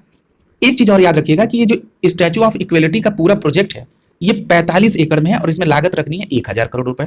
और एक और इंपॉर्टेंट बात है कि ये पूरा का पूरा दान के पैसों से ही कंप्लीट होगा पूरी योजना। ठीक है, यानी ये क्लियर हो गया। आगे देखिए कि दिया कि 11वीं सदी के दार्शनिक रामानुजमाचार्य एक समाज सुधारक के रूप में प्रचलित हैं और इनका जन्म 1017 ईस्वी को श्री पेरम्बदूर तमिलनाडु में हुआ था। और रामानुजम देश भर में घूमकर ऊंच नीच के भेदभाव को समाप्त करने के लिए, समानता व सामाजिक न्याय पर बल देना और भक्ति आंदोलन को पुनर्जीवित करने के लिए इन्होंने काम किया। यानी कि आपको याद रखना है कि जो रामानुजमाचार्य हैं वो सामाजिक न्याय और भक्ति आंदोलन के लिए फेमस हैं। एक बात और आपको यहां पे ध्यान देनी है कि एक अतिरिक्त फैक्ट इसमें स्टैटिक पार्ट से लेना चाह रहे हैं कि जो रामानुजमाचार्य हैं इनके बचपन का नाम लक्ष्मण है और इनको एक और नाम से जाना जाता है, इनको इलाया पेरुमल के नाम से भी जाना जाता है। क्योंकि हो सकता है कि स्टैटिक पार्ट से ये प्रश्न बना दिया जाए कि रामानुजमाचार्य को अन्य किस नाम से जाना जाता है, या ये दे दे कि इलाया पेरुमल के नाम से किसको जाना जाता है, तो रामानुजमाचार्य, लक्ष्मण इनके बचपन का नाम है। और ये जो इलाया पेरुमल है ना, इसका अर्थ होता है दीप्तिमान, यानी जो प्रकाशित हो, जो प्रकाश देता हो। ठीक है, ये याद रखिएगा। एक फैक्ट और याद रखिएगा, जो हम लोग हिस्ट्री जब पढ़ते हैं तो उसमें ध्यान आप लोगों ने दिया होगा कि कई बार पूछता है कि ये इसके प्रवर्तक कौन है, तो रामानुजमाचार्य विशिष्टाद्वैत के प्रवर्तक है। ये भी बात याद रखिएगा, विशिष्टाद्वैतवाद के प्रवर्तक कौन है, रामानुजमाचार्य। ठीक है, यानी इस पॉइंट को भी हम लोगों को यहाँ पे कोरिलेट करना होगा। ठीक है, आगे चलिए अगले पॉइंट की तरफ चलते हैं। कह रहा है कि तमिलनाडु के थूथुकुड़ी में एक अंतरराष्ट्रीय फर्नीचर पार्क बनाया गया। ठीक है, अब देखिए ये जो अंतरराष्ट्रीय फर्नीचर पार्क बनाया गया, ये कहां बनाया गया, तमिलनाडु के थूथुकुड़ी में। और ये अगले पॉइंट में कह रहा है कि ये तमिलनाडु के मुख्यमंत्री स्टालिन द्वारा 7 मार्च को इस पार्क की आधारशिला रखी गई, इंटरनेशनल फर्नीचर पार्क तमिलनाडु के थूथुकुड़ी में। अब याद रखिएगा इसमें 14 कंपनियों ने ज्ञापन दिया, 4448। ये कोई परीक्षा के दृष्टिकोण से इंपॉर्टेंट नहीं है। इसमें इंपॉर्टेंट ये है कि इसमें जो एमयू सिग्नेचर शामिल हो वो 2845 करोड़ के निवेश के साथ, और इसमें फर्नीचर पार्क में फर्नीचर से जुड़े जो उद्योग हैं वो स्थापित किए जाएंगे। और ये इंपॉर्टेंट है यहाँ पे कि इसका क्षेत्रफल 1156 है और इसे जो तमिलनाडु के थूथुकुड़ी जिला है वहां पर एक मीलावटन और दक्षिणी वीर पांडियापुरम में स्थापित किया गया है। तो हो सकता है आपसे डायरेक्ट मीलावटन और दक्षिण वीर पांडियापुरम का नाम दे दे और पूछ दे कि अंतरराष्ट्रीय सौर पार्क का स्थापना कहां पे हुई, और ऑप्शन में दे दे मीलावटन या ऑप्शन में दे दे वीर पांडियापुरम। तो ये भी याद रखना है, यानी इस पूरी बात में ये याद रखना है कि जो अंतरराष्ट्रीय फर्नीचर पार्क है वो तमिलनाडु के जिला है थूथुकुड़ी वहां पर, और उस जिले के मीलावटन और दक्षिण वीर पांडियापुरम में इसको एस्टैब्लिश किया गया। यानी ये पूरी बात याद होनी चाहिए। अगला देखिए, कह रहा है कि इसमें जो फर्नीचर प्रतिस्पर्धा में ये आगे बढ़ सकेगा, इतनी बात को इसमें याद रखना है। ठीक है, और यहां दे रहा है कि ये 2 चरणों में पार्क बन के तैयार होगा। ठीक है, जो पहला चरण होगा वो 4 से 5 साल लगेंगे और जो दूसरा चरण है उसमें 8 से 10 साल लगेंगे। ये बात एक मोटी मोटी आपको याद होनी चाहिए। ये पूछ सकता है, कितने स्टेटमेंट में दे सकता है कि ये पार्क कितने चरण में होगा, तो 2 पार्क में। ठीक है, और बाकी ये जो कितने करोड़ रुपए ये बहुत इंपॉर्टेंट नहीं। अगला देखिए, आईओसी के सत्र 2023 में की मेजबानी मुंबई करेगा। ठीक है, अब ये भैया आईओसी क्या चीज है, आईओसी इंटरनेशनल ओलंपिक कमेटी। ठीक है, यानी कि इसकी मेजबानी जो है वो कहां पे होगी, वो मुंबई करेगा। और कब करेगा, 2023 में। यानी 2023 में इंटरनेशनल ओलंपिक कमेटी की मेजबानी कौन करेगा, मुंबई करेगा। ये इसमें है। और ये किस जगह पर आयोजित होगी मुंबई के, तो ये जियो वर्ल्ड कन्वेंशन सेंटर मुंबई में आयोजित होगी। ठीक है, ये क्लियर हो गया। यहाँ पे आगे देखिए, कह रहा है कि इस तरह के पिछले सत्र की मेजबानी भारत ने 1983 में नई दिल्ली में की थी। यानी जो 2023 में मेजबानी करेगा मुंबई, यानी भारत का मुंबई, ये इस तरह की मेजबानी, पिछली मेजबानी 1983 में नई दिल्ली में हुई थी। एक बात याद रखिएगा कि ये जो आईओसी का जो ये सत्र हो रहा है 2022 का, ये 139वां बीजिंग में चीन में हो रहा है। ठीक है, यानी जो 2022 में सत्र होगा आईओसी का, वो कहां पे हो रहा है, 2022 में 139वां सत्र बीजिंग चीन में हो रहा है। ठीक है, यानी इस साल बीजिंग चीन में होगा और क्रम के आधार पे 139वां है। यानी इस प्रकार आईओसी का जो 2023 में होगा वो 140वां सत्र होगा जो मुंबई में आयोजित होगा। ठीक है, ये भी बात क्लियर हो गई यहाँ पे। आगे देखिए कि नीता अंबानी इसमें समिति में भारत का प्रतिनिधित्व कर रही हैं, ये बात भी आपको याद रखनी होगी। ठीक है, इतनी बात याद रखनी है कि इस समिति में भारत का प्रतिनिधित्व कौन करें, नीता अंबानी। और ये जो आईओसी का जो बैठक होगी 140वां सत्र जो 2023 में होगा भारत के मुंबई में, ये मई जून 2023 को होगी। अगला देखिए इसमें क्या इंपॉर्टेंट है, कह रहा है कि ये जो आईओसी का जो 139वां बैठक है, ठीक है, 139वीं बैठक कहां पे आयोजित की जा रही है, ये चीन के बीजिंग में आयोजित हो रही है। इसमें भारत की तरफ से कौन कौन शामिल हो रहा है, तो इसमें अभिनव बिंद्रा जो भारत के व्यक्तिगत ओलंपिक स्वर्ण विजेता हैं, दूसरे हैं नरेंद्र बत्रा जो भारतीय ओलंपिक एसोसिएशन के अध्यक्ष हैं, और तीसरी हैं नीता अंबानी जो भारतीय ओलंपिक समिति की सदस्य हैं। ये किसमें शामिल हो रहे हैं, 139वीं बैठक जो 2022 में बीजिंग चीन में होगी। ठीक है, उसमें ये 3 लोग हैं, ये भी इंपॉर्टेंट है, यानी अभिनव बिंद्रा, नरेंद्र बत्रा और नीता अंबानी इसमें भाग लेंगी। यानी इतनी बातें जो हैं हमको इसमें ध्यान रखनी होगी। ठीक है, अब अगले टॉपिक की तरफ चल रहे हैं। एशिया का सबसे बड़ा बायो सीएनजी प्लांट का उद्घाटन किया। अब ये एशिया का सबसे बड़ा बायो सीएनजी प्लांट कहां पे लगा, तो ये इंदौर के मध्य प्रदेश में लगा। देखिए अगले पैराग्राफ में क्या बता रहे हैं कि प्रधानमंत्री महोदय ने 19 फरवरी 2022 को वीडियो कॉन्फ्रेंसिंग के माध्यम से इस प्लांट का शुभारंभ किया। और ये जो प्लांट है ये बायो सीएनजी, ये गोवर्धन प्लांट भी इसको कहते हैं। ठीक है, यानी जो एशिया का सबसे बड़ा बायो सीएनजी प्लांट ये गोवर्धन प्लांट है। अब ये बात समझ में नहीं आ रही कि गोवर्धन प्लांट क्या है, तो इसको समझ लीजिए। गोवर्धन प्लांट का मतलब है कि वेस्ट टू वेल्थ इनोवेशन के तहत, यानी कुछ ऐसे जो सब्जियां या इस तरह की चीजें उनको फिर से एक जगह पे यूज करके और उसको एनर्जी कैसे, सीएनजी प्लांट कैसे स्टैब्लिश हो, ये उसके तहत है। ठीक है, और ये इंदौर में है। और आगे देखिए क्या करा है कि इसमें जो इस प्लांट में जो लागत लगेगी वो 150 करोड़ रुपए की लगेगी। किसमें, जो एशिया का सबसे बड़ा बायो सीएनजी प्लांट इंदौर में लग रहा है। अब देखिए आगे कि गोवर्धन प्लांट जो है वेस्ट टू वेल्थ इनोवेशन के तहत है। इसमें गीली शहरी घरेलू कचरा, मवेशियों और खेत में से निकलने वाले कचरे को गोवर्धन के तौर पर यूज किया जाएगा। ठीक है, इतनी बात को याद रखना है। आगे देखिए करा कि इसका उद्घाटन नरेंद्र मोदी जी ने किया, तो उन्होंने एक बात और कही, क्या कहा कि अगले 2 वर्ष में देश भर में 75 बड़े नगरों में इस तरह की गोवर्धन योजना बायो सीएनजी संयंत्र स्थापित होने के लिए काम चल रहा है। यानी कि ये जो एशिया का सबसे बड़ा बायो सीएनजी प्लांट इंदौर में स्टैब्लिश हुआ, उस समय उन्होंने ये बात कही कि 2 वर्ष के अंदर में 75 बड़े निकायों में इस तरह की और सीएनजी संयंत्र स्टैब्लिश किए जाएंगे। ठीक है, और उद्देश्य क्या है कि भारत के शहरों को स्वच्छ, प्रदूषण मुक्त और ऊर्जावान बनाना। अगला है कह रहा है कि जो ये सीएनजी प्लांट है इंदौर में, ये कहां पे स्टैब्लिश है, तो एक पर्टिकुलर एरिया बता रहा है कि देवगुराडिया ट्रेचिंग ग्राउंड में स्टैब्लिश है। ठीक है, यानी ये मध्य प्रदेश के इंदौर के देवगुराडिया ट्रेचिंग ग्राउंड में स्टैब्लिश है। अब ये 15 एकड़ में ये फैला हुआ है सीएनजी प्लांट, और ये प्रतिदिन 17,500 किलोग्राम बायोस गैस बनाएगी, ये भी इंपॉर्टेंट है। और इसके साथ साथ ये 100 टन उच्च गुणवत्ता वाली खाद भी तैयार करेगी, ये बात यहाँ पे इंपॉर्टेंट है, याद रखिएगा। अगला कह रहा है कि इस तकनीकी के द्वारा हर साल 1,30,000 टन कार्बन डाइऑक्साइड को कम किया जा सकता है, यानी प्रतिवर्ष 1,30,000 टन CO2 में कमी आएगी। ठीक है, इस बात को भी याद रखना है।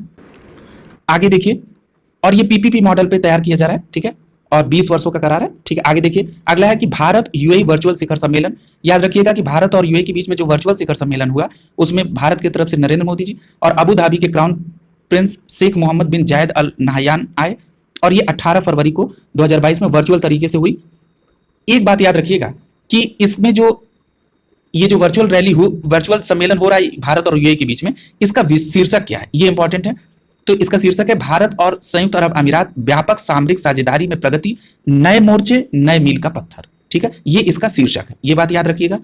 आगे देखिए, और जो इसमें ये जो वर्चुअल शिखर सम्मेलन हुआ, इसका उद्देश्य क्या है, तो अर्थव्यवस्था, ऊर्जा, जलवायु कार्रवाई और उभरती प्रौद्योगिकी, कौशल शिक्षा, खाद्य सुरक्षा, स्वास्थ्य, रक्षा आदि के बीच नए कारोबार और निवेश को बढ़ाना है।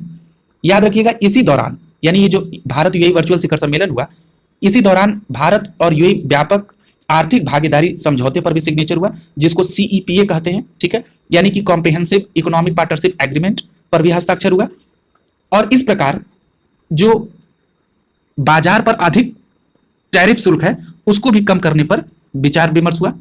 अगला देखिए, कह रहा है कि इस समझौते के तहत जो CEPA के आगामी 5 वर्षों में द्विपक्षीय व्यापार को $60 अरब से बढ़ाकर $100 अरब करने का लक्ष्य है। ठीक है, ये इंपॉर्टेंट है यहाँ पे कि जो 5 वर्षों में द्विपक्षीय व्यापार को $60 अरब से बढ़ा के $100 अरब करने का लक्ष्य है। अगला पॉइंट भी इंपॉर्टेंट है, इस अवसर पर दोनों नेताओं ने भारत की स्वतंत्रता के 75वीं वर्षगांठ और संयुक्त अरब अमीरात की स्थापना के 50वीं वर्ष के अवसर पर संयुक्त स्मारक डाक टिकट भी जारी किया। ये भी इंपॉर्टेंट है। और ये कह रहा है कि इन दोनों लोगों के बीच में 2 समझौता ज्ञापन की घोषणा की गई, यानी जो ऑफिशियली घोषणा हुई इस सम्मेलन के दौरान वो भारत और संयुक्त अरब अमीरात के बीच में 2 समझौते पर सिग्नेचर हुए। अब वो 2 समझौते क्या क्या हैं उसको भी देख लेते हैं।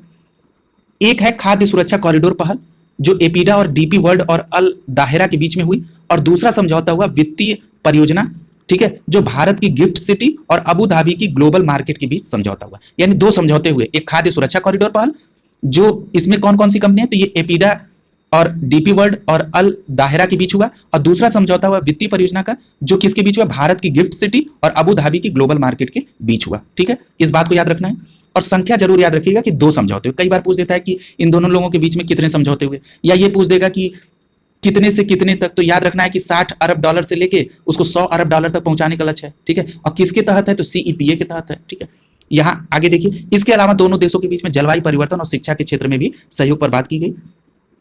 अगला है कि भारत की ब्रह्मोस मिसाइल खरीदने वाला फिलीपींस पहला देश होगा, यानी अब भारत अपने ब्रह्मोस मिसाइल को बेच भी रहा है, जो पहला देश फिलीपींस है जो इसको खरीदेगा, और इसकी खरीदारी के लिए $37.50 करोड़ पर यह डील तय हुई, जो रुपए में होगी 2,812 करोड़ की।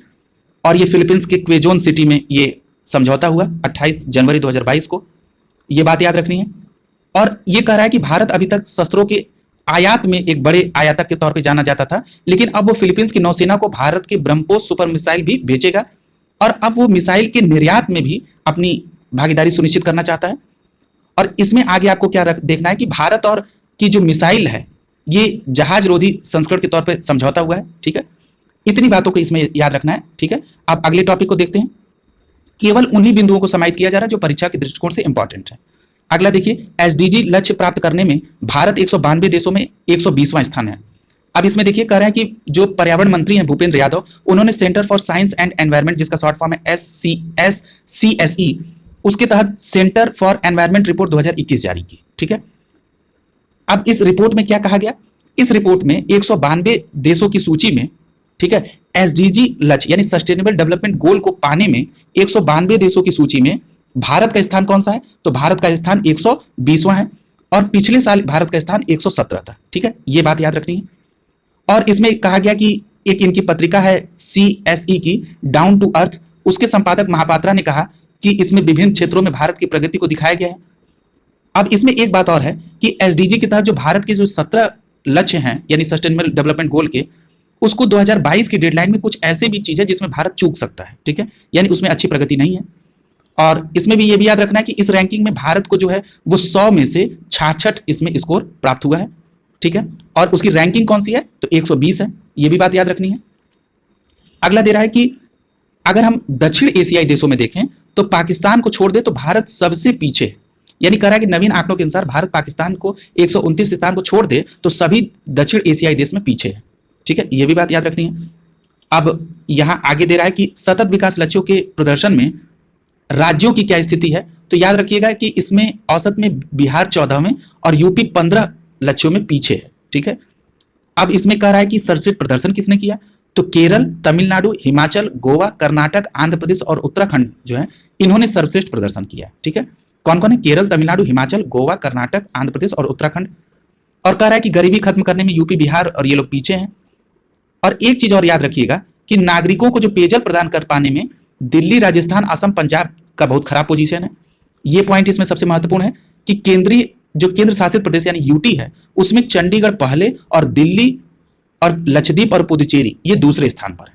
यानी यूटी में नंबर 1 पे कौन है, चंडीगढ़, और दूसरे स्थान पे कौन है, दिल्ली, लक्षद्वीप और पुदुचेरी, ये तीनों दूसरे स्थान पर हैं, और अंडमान निकोबार तीसरे स्थान पे। यानी अभी आपने देखा कि राज्यों में नंबर 1 पे कौन है, केरल है। ठीक है, तो उसी प्रकार से आपको ये ध्यान रखना है कि जो यूटी है उसमें नंबर 1 पे कौन है, चंडीगढ़ है, और दूसरे नंबर पे कौन है, दिल्ली, लक्षद्वीप और पुदुचेरी। ये याद रखिएगा कि इस सतत विकास रिपोर्ट में यदि हम वैश्विक परिदृश्य में देखें तो नंबर 1 पे कौन है, फिनलैंड है। ठीक है, यानी जो भारत का स्थान 120 है उसमें उस हिसाब से नंबर 1 पे कौन है, फिनलैंड है, उसके बाद दूसरे स्थान पे स्वीडन है। ठीक है, ये याद रखना है, बस इतना। अब अगला देखते हैं।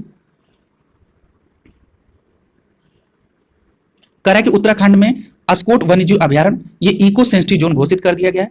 क्या कह रहा है कि उत्तराखंड में एक अस्कोट वन्यजीव अभयारण्य है जिसको इको सेंसिटिव घोषित किया गया।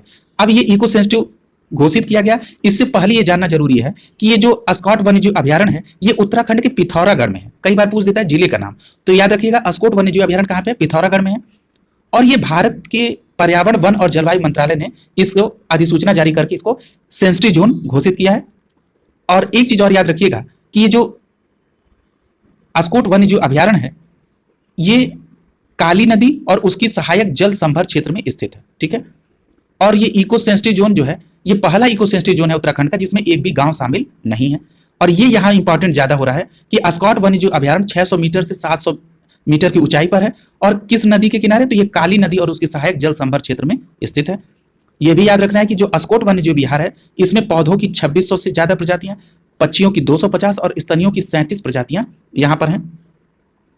और यहां पर वन्यजीव में तेंदुआ, हिमालय काला भालू, कस्तूरी हिरण, हिमालय थार, ब्लू व्हेल और सिरोह आदि हैं, ठीक है। अब यहां पर एक चीज याद रखना है कि अस्कोट में जो कस्तूरी मृग वन्यजीव अभयारण्य भी इसको कहा जाता है, ठीक है। और कहां पर है, पिथौरागढ़ में। और क्या नाम है इसका, अन्य नाम क्या है अस्कोट का, कस्तूरी मृग वन्यजीव अभयारण्य, ये इंपॉर्टेंट है। और एक चीज और याद रखिएगा कि ये अभयारण्य मूल रूप से वनस्पति और वन्यजीवों के विविध जैव विविधता का संरक्षण करता है। और इसमें एक चीज और याद रखना है कि जो अस्कोट वन्यजीव अभयारण्य है ये इको सेंसिटिव जोन का जो विस्तार किया गया है वो 0 से 22 किलोमीटर के क्षेत्र में ये फैला हुआ है। और जो अगर क्षेत्रफल के आधार पर देखें तो ये जो इको सेंसिटिव जोन है ये 454.65 वर्ग किलोमीटर में इसको इको सेंसिटिव जोन घोषित किया गया है। इस प्रकार हम लोगों को इस बातों पर ध्यान देना है, ठीक है। अगला दे रहा है कि 351 और रक्षा उत्पादों पर के आयात पर प्रतिबंध लगा दिया गया, ठीक है। यानी कि भारत की जो रक्षा उत्पादन पे आत्मनिर्भरता है उसके क्रम में सरकार ने एक और इनिशिएटिव लिया और एक 351 और रक्षा उत्पादों पर क्या कर दिया, उन्होंने आयात पर प्रतिबंध लगा दिया, ठीक है। और यह प्रतिबंध दिसंबर 2021 में लगा। इसका मतलब यह है कि इसके पहले भी प्रतिबंध लगाया जा चुका है। तो याद रखिएगा इसकी जो पहली सूची जारी की गई थी वो 9 अगस्त 2020 को जारी की गई थी जिसमें 101 रक्षा उत्पादों पर प्रतिबंध लगा। उसके बाद 108 अन्य रक्षा उत्पादों को नकारात्मक सूची में डाली गया वो 31 मई को। यानी आपको यह बात याद रखनी है कि जो ये नेगेटिव सूची है इसमें फिलहाल वर्तमान में 351 रक्षा उत्पादों पर आयात पर प्रतिबंध लगा और ये इसके पहले क्रमशः 101 रक्षा उत्पादों पर और उसके बाद 108 रक्षा अन्य उत्पादों को नकारात्मक सूची में शामिल किया गया, ठीक है।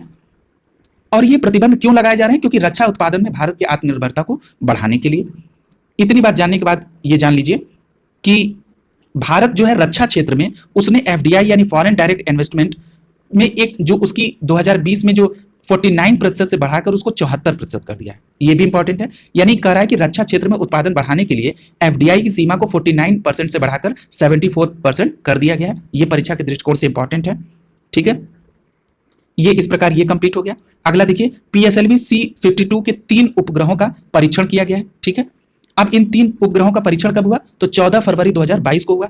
अब ये प्रश्न पूछेगा कहां से किया गया, तो श्रीहरिकोटा के सतीश धवन अंतरिक्ष केंद्र से किया गया, ठीक है। और इसमें कह रहा है कि जो उपग्रह छोड़े गए वो है PSLV C-52 से एक महत्वपूर्ण उपग्रह है जिसका नाम है EOS-04 और इसके साथ 2 अन्य उपग्रह भी इसमें सफलतापूर्वक प्रक्षेपित किया गया। अब ये EOS क्या है इसको समझ लीजिए।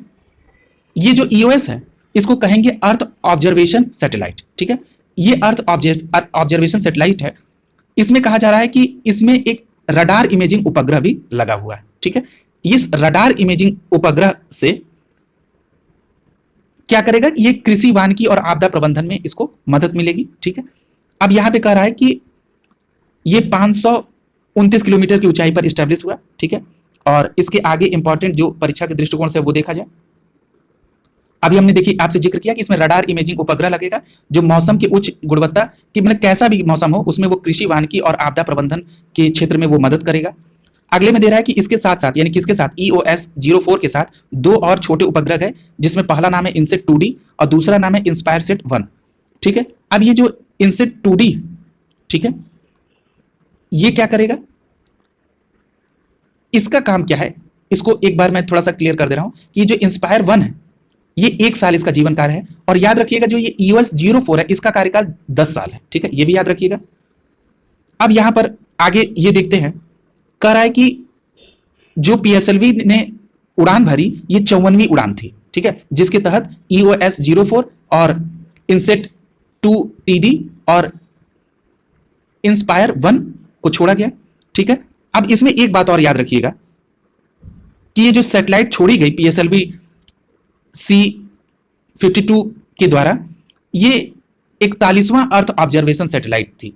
यानी इसकी शुरुआत कब की गई थी? पहले जो पहला इस तरह का सैटेलाइट है वो 7 जून 1979 को भास्कर 1 के नाम से इसको छोड़ा गया था। ये परीक्षा के दृष्टिकोण से इंपॉर्टेंट है। इसके स्टैटिक पार्ट से यहां प्रश्न बन सकता है कि ये 41वां है तो पहला कौन सा था? तो वो था 7 जून 1979 यानी 79 को छोड़ा गया भास्कर 1 के नाम से। और ये याद रखिएगा कि ये जो EOS ये पृथ्वी से 529 किलोमीटर की ऊंचाई पर ये कक्षा में स्टेब्लिश है। और ये जो EOS के साथ जो 2 और भेजे गए, ये जिसकी मैं अभी चर्चा कर रहा था कि जो ये इंस्पायर 1 है, ठीक है, ये inspire 1 Indian institute of science and technology के स्टूडेंट द्वारा बनाया गया। और एक बात और याद रखिएगा कि इसमें कोलोराडो यूनिवर्सिटी और वोल्डर की द्वारा भी सहयोग इसमें प्राप्त किया गया था। और दूसरा नाम है INS-2D। ये जो INS-2D है वो इंडिया और भूटान की ज्वाइंट सैटेलाइट विजन के तहत चला गया। ठीक है, इस प्रकार ये आपने क्लियर कर लिया। अभी हमने आपको बताया कि जो EOS-04 है इसका कार्यकाल कितना है? 10 वर्ष है। याद रखिएगा इसको।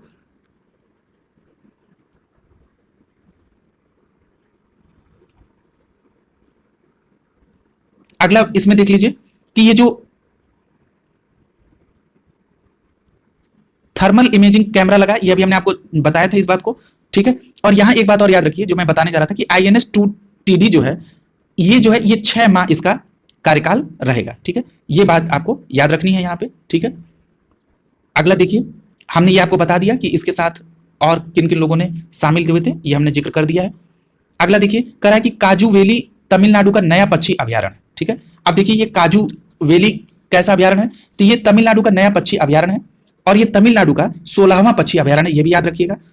ये कह रहा है कि जो काजू वैली एक आर्द्र भूमि को पर्यावरण, जलवायु परिवर्तन और वन विभाग द्वारा दिसंबर में इसको पक्षी अभ्यारण्य घोषित कर दिया गया और इसकी घोषणा के बाद इस क्षेत्र को काजू वैली पक्षी अभ्यारण्य के नाम से जाना जाएगा। और कह रहा है कि वन्य जीव संरक्षण अधिनियम 1972, याद रखिएगा, ये इस तरह के अधिनियम पूछ देता है कि ये किस सन में स्टेप आए थे। तो वन्य जीव संरक्षण अधिनियम 1972 की धारा 8(1) के अनुसार तमिलनाडु के राज्यपाल ने काजू वैली वेटलैंड पक्षी अभ्यारण्य के रूप में गठन की घोषणा की। ये जो अभ्यारण्य है, ये अभ्यारण्य वन्नूर और मरक्कनम तालुके में 5151.60 हेक्टेयर भूमि पर है। यानी अभी आपने देखा कि ये तमिलनाडु के काजू वैली पक्षी अभ्यारण्य है, ये और उस तालुके का नाम बता रहा है कि वन्नूर और मरक्कनम तालुके में स्टैब्लिश है।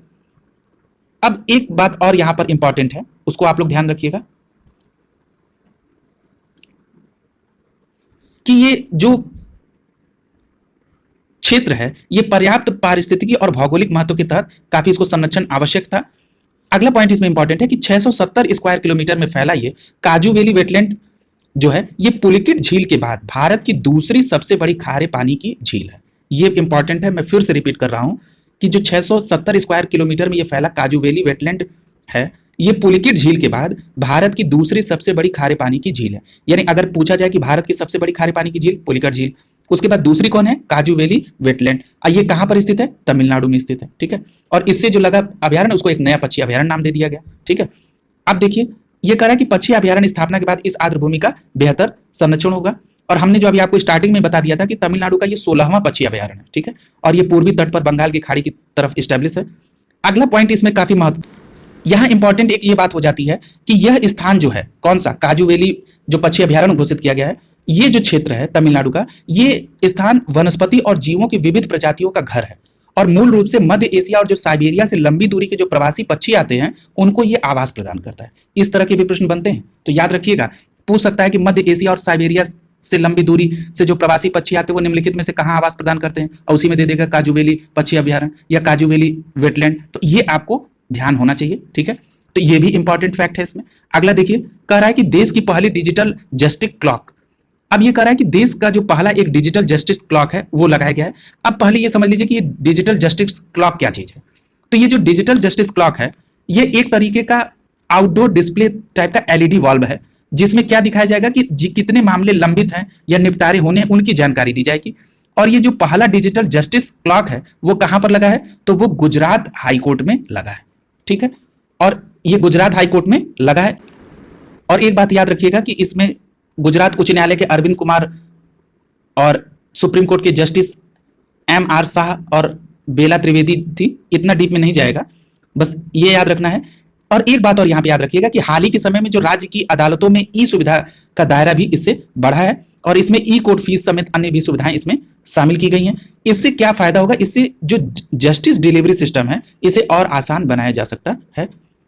और इसमें एक आगे ये भी कहा जा रहा है कि इसके तहत गुजरात राज्य की सभी अदालतों में ई कोर्ट फी सिस्टम भी लॉन्च किया गया इसमें, ठीक है। और इस प्रकार गुजरात हाई कोर्ट देश का पहला उच्च न्यायालय बन गया जहां पे जस्टिस क्लॉज लॉन्च किया गया। हम लोगों ने एडुटेरिया को भी पढ़ते समय इस बात को ध्यान दिया था, इस पर कई बार चर्चा भी हुई थी। और अभी हमने बता दिया कि ये जस्टिस क्लॉक क्या है। ये उच्च न्यायालय के परिसर में एक डिस्प्ले LED वॉल लगेगी, ठीक है। इस पे क्या होगा कि लंबित मामलों के निपटान की जानकारी इसमें दिखाई जाएगी। अगले पॉइंट की तरफ चलते हैं। आगे है कि औषधि पादप जिसका नाम है गूगल IUCN के रेड डेटा लिस्ट में संकटापन्न रूप में शामिल हुआ है। जिनको संकटापन्न नाम से इंग्लिश नाम जाना है वो इंडेंजर्ड उसको समझ ले, ठीक है। यानी कि जो ये औषधि पादप गूगल IUCN की रेड डेटा लिस्ट में इंडेंजर्ड यानी संकटापन्न तौर पर शामिल किया गया है। अब याद रखिएगा कि ये जो गूगल है ये शुष्क और अर्ध शुष्क क्षेत्रों में पाया जाता है। और शुष्क और अर्ध शुष्क क्षेत्रों में अगर स्पेसिफिक क्षेत्र की बात करें तो ये अरावली की पहाड़ियों में पाया जाता है। दूसरी बात कि ये जो बहुमूल्य औषधि पौधा गूगल है या इसको गूगल भी कहते हैं, इसका वास्तविक नाम क्या है, तो इसका वास्तविक नाम कोमीफोरा विहिटी है, ठीक है। इसको कोमीफोरा विहिटी कहते हैं, इसका वास्तविक नाम नहीं वानस्पतिक नाम है ये, ठीक है। तो ये भी पूछ सकता है कि इसका वानस्पतिक नाम क्या है, ठीक है। तो इसका वानस्पतिक नाम क्या है, कोमीफोरा विहिटी है। और ये राजस्थान के अरावली में बहुतायत मात्रा में पाया जाता है। एक बात और यहां पे कह रहा है कि ये इसमें इस पौधे की गोंद का अत्यधिक दोहन होने के कारण इसको IUCN ने संकटापन्न यानी इंडेंजर्ड श्रेणी में रखा। अब याद रखिएगा कि 2008 से राजस्थान सरकार इस गूगल बचाओ अभियान को चला रही है, ठीक है। और इसके द्वारा, इस अभियान के द्वारा अरावली की पहाड़ी में इसके पौधों की संख्या में वृद्धि भी हुई है, लेकिन IUCN ने इसको इंडेंजर्ड श्रेणी में डाल दिया है, याद रखिएगा। अगला है कि केरल में एशिया का सबसे बड़ा वर्ल्ड बर्ड एटलस लॉन्च किया गया। यानी कि केरल ने एशिया का सबसे बड़ा वर्ल्ड एटलस लॉन्च किया। बर्ड एटलस है यानी चिड़ियों से संबंधित है, ठीक है। यानी कि अब देखिए इसमें क्या है कि ये जो वर्ल्ड एटलस जारी किया गया, ये केरल ने अपना साइंटिफिक वर्ल्ड एटलस जारी किया है। ये एशिया का सबसे बड़ा वर्ल्ड एटलस होगा, ठीक है। और इसमें 2500 चेकलिस्ट कवरेज किए गए हैं, ठीक है। और एक बात और याद रखिएगा, जनवरी 2022 में इसको लॉन्च किया गया। और यह भारत का अपनी तरह का पहला राज्य स्तरीय पक्षी एटलस है। कौन, केरल वर्ल्ड एटलस, ठीक है। ये भारत का पहला राज्य स्तरीय पक्षी एटलस है, ठीक है। इसमें कुछ ठोस मूल आधारभूत डेटा लाइन तैयार होगा जिसके द्वारा यह पता चलेगा कि विभिन्न प्रजातियों के पक्षी कहां पाए जाते हैं, उनकी आबादी कितनी है, उसमें कितनी कमी या कितनी बढ़ोतरी हो रही है, ये इजिली इसमें पता लगाया जा सकता है। और इस एटलस में सभी पक्षियों के आवास यानी उनके वर्ल्ड हैबिटेज के भी बारे में सूचनाएं रहेंगी। इसमें 1000 वॉलंटियर्स की सहभागिता भी ली गई, ठीक है। और इसे एक सिटीजन साइंस ड्रिवन एक्सरसाइज के तौर पर तैयार किया गया है, ठीक है। अब यहां पर एक बात याद रखिएगा कि ये इसको 2015 से 20 तक के बीच में इसका डेटा इकट्ठा किया गया, ठीक है। हाँ, ये इंपॉर्टेंट है कि केरल वर्ल्ड एटलस में 361 प्रजातियां शामिल हैं, जिनमें से 94 अति दुर्लभ है, 103 दुर्लभ प्रजातियां हैं, ठीक है। इन दो बात को याद रखिएगा, 110 कॉमन स्पेसीज और 44 वेरी कॉमन और 10 सबसे प्रचुर। से ज्यादा इंपॉर्टेंट क्या है कि टोटल 361 है, जिसमें से 94 अति दुर्लभ है यानी वेरी रेयर स्पेसीज हैं, और 103 जो हैं वो दुर्लभ है यानी कि रेयर स्पेसीज है। इनको ध्यान में रखिएगा। यह भी याद रखिएगा कि पक्षियों के आकलन के लिए एटलस में 4000 ग्रिड्स का प्रावधान भी किया गया है, ठीक है। और एक बात और याद रखिएगा कि इस सर्वे में 14 जिलों के बीच इसको संपन्न कराया गया। और इसमें इस टेक्नोलॉजी में टूल का प्रयोग जो किया गया उसका नाम है लोकस फ्री, ठीक है। ये लोकस फ्री क्या है, ये एक एंड्रॉयड GPS एप्लीकेशन है, ठीक है, जिसके तहत जो है इसको सर्वे किया गया, ठीक है। तो इन बातों को याद रखिएगा। इसमें मूल महत्वपूर्ण बात यह है जो परीक्षा के दृष्टिकोण से है कि केरल ने एशिया का सबसे बड़ा वर्ल्ड एटलस जारी किया है, ठीक है। ये सबसे बड़ा जो है वो भौगोलिक विस्तार की दृष्टि से है, ठीक है। इन बातों का याद रखिएगा। आगे चलते हैं। रेड सैंडर्स संकटापन्न सूची में शामिल। अब संकटापन्न का मतलब आप समझ गए होंगे, इंडेंजर्ड। अब ये कह रहा है कि जो ये रेड सैंडर्स हैं, यानी कि रक्त चंदन लकड़ी, यानी रेड सैंडर्स क्या है, सैंडर्स, ये रक्त चंदन लकड़ी है, या इनको रेड सैडलवुड भी कहा जाता है, जिसे 2018 में आईयूसीएन ने रेड डेटा बुक में नियर थ्रेटेंड के तौर पर सूचीबद्ध किया था। अब उसको संकटापन्न यानी इंडेंजर्ड के तौर पे शामिल किया गया। ये इंपॉर्टेंट फैक्ट है। इसके साथ ही साथ अगर आप देखें तो ये भी कहा जा रहा है कि ये भारत में सर्वाधिक तस्करी होने वाली लकड़ी है, जो दुनिया के शेषाचलम पहाड़ी क्षेत्र में पाई जाती है। ये शेषाचलम पहाड़ी जो इलाका है ये आंध्र प्रदेश के में है, और अगले पॉइंट में इसको और इलेबोरेट करते हुए कह रहा है कि आंध्र प्रदेश और तेलंगाना में इसका मूल निवास है, ठीक है। और ये शेषाचलम हिल्स और मल्लामाला पहाड़ियों में इसकी तस्करी की जाती है, ठीक है। इसलिए ये याद रखिएगा कि ये काफी महत्वपूर्ण भी है, ठीक है। अगला देखिए, कह रहा है कि जो ये रेड सैंडर्स है इसका उपयोग क्यों होता है, इसकी तस्करी क्यों होती है, इसके लिए भी देख ले, क्योंकि कई बार उपयोग से संबंधित भी पूछ देता है। इसका उपयोग औषधि बनाने में, कॉस्मेटिक के तौर पर, और कुछ म्यूजिकल इंस्ट्रूमेंट, जैसे जापान में कुछ ऐसे म्यूजिकल इंस्ट्रूमेंट हैं जिसमें इस रेड सैंडर्स लकड़ी की आवश्यकता होती है। इसके साथ ही साथ इसका उपयोग एफ्रोडीजिएक के रूप में होता है, एफ्रोडीजिएक के तौर पे, यानी कि ये कामोद्दीपक के रूप में होता है। यानी कि ये जो एफ्रोडीजिएक है ये सेक्स लाइफ को कैसे और बेहतर करे उसके लिए भी ये उपयोगी होता है, ठीक है। अगला देखिए, कह रहा है कि ये 500 से 3000 फीट की ऊंचाई पर इसको ये पाए जाते हैं, ठीक है।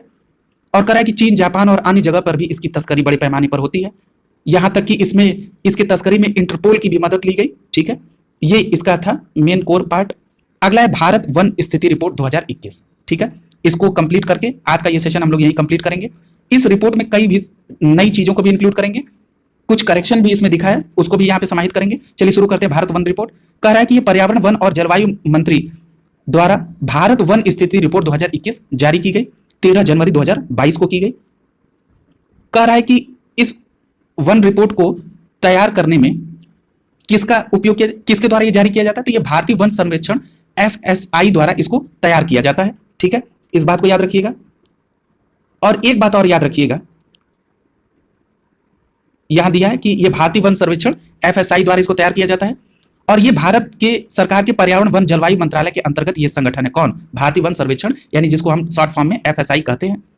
आगे दे रहा है कि ये द्विवर्षीय चक्र के आधार पर इसको, यानी कि ये 2 साल पे ये रिपोर्ट आती है, ठीक है। कह रहा है कि इस हिसाब से ये पहली रिपोर्ट जो आई थी वो 1987 में आई थी, और जो 2021 की रिपोर्ट है ये 17वीं रिपोर्ट है। ये बहुत इंपॉर्टेंट टॉपिक है, यानी कि इंपॉर्टेंट पॉइंट है, इसको जरूर याद रखिएगा कि ये पहली जो थी वो 1987 में, और 21वीं जो रिपोर्ट है वन रिपोर्ट ये कौन सी है, 17वीं है।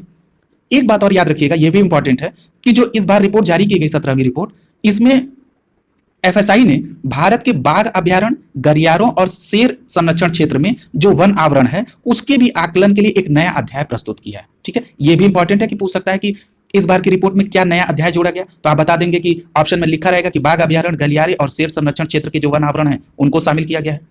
आगे देखिए, कह रहा है कि वन स्थिति रिपोर्ट 2021 के अनुसार 2019 के अंतिम आकलन के आधार पर वन और वृक्षों के आवरण में 2261 वर्ग किलोमीटर की वृद्धि हुई है। यानी क्या कहना चाह रहा है? कहना यह चाह रहा है कि 2019 की रिपोर्ट से यदि हम तुलना करें तो इस बार 2021 में वन और वृक्षों के आवरण में, यानी इन दोनों की टोटलिटी आवरण में 2261 किलोमीटर की वृद्धि हुई है, ठीक है। यह पॉइंट जरूरी है।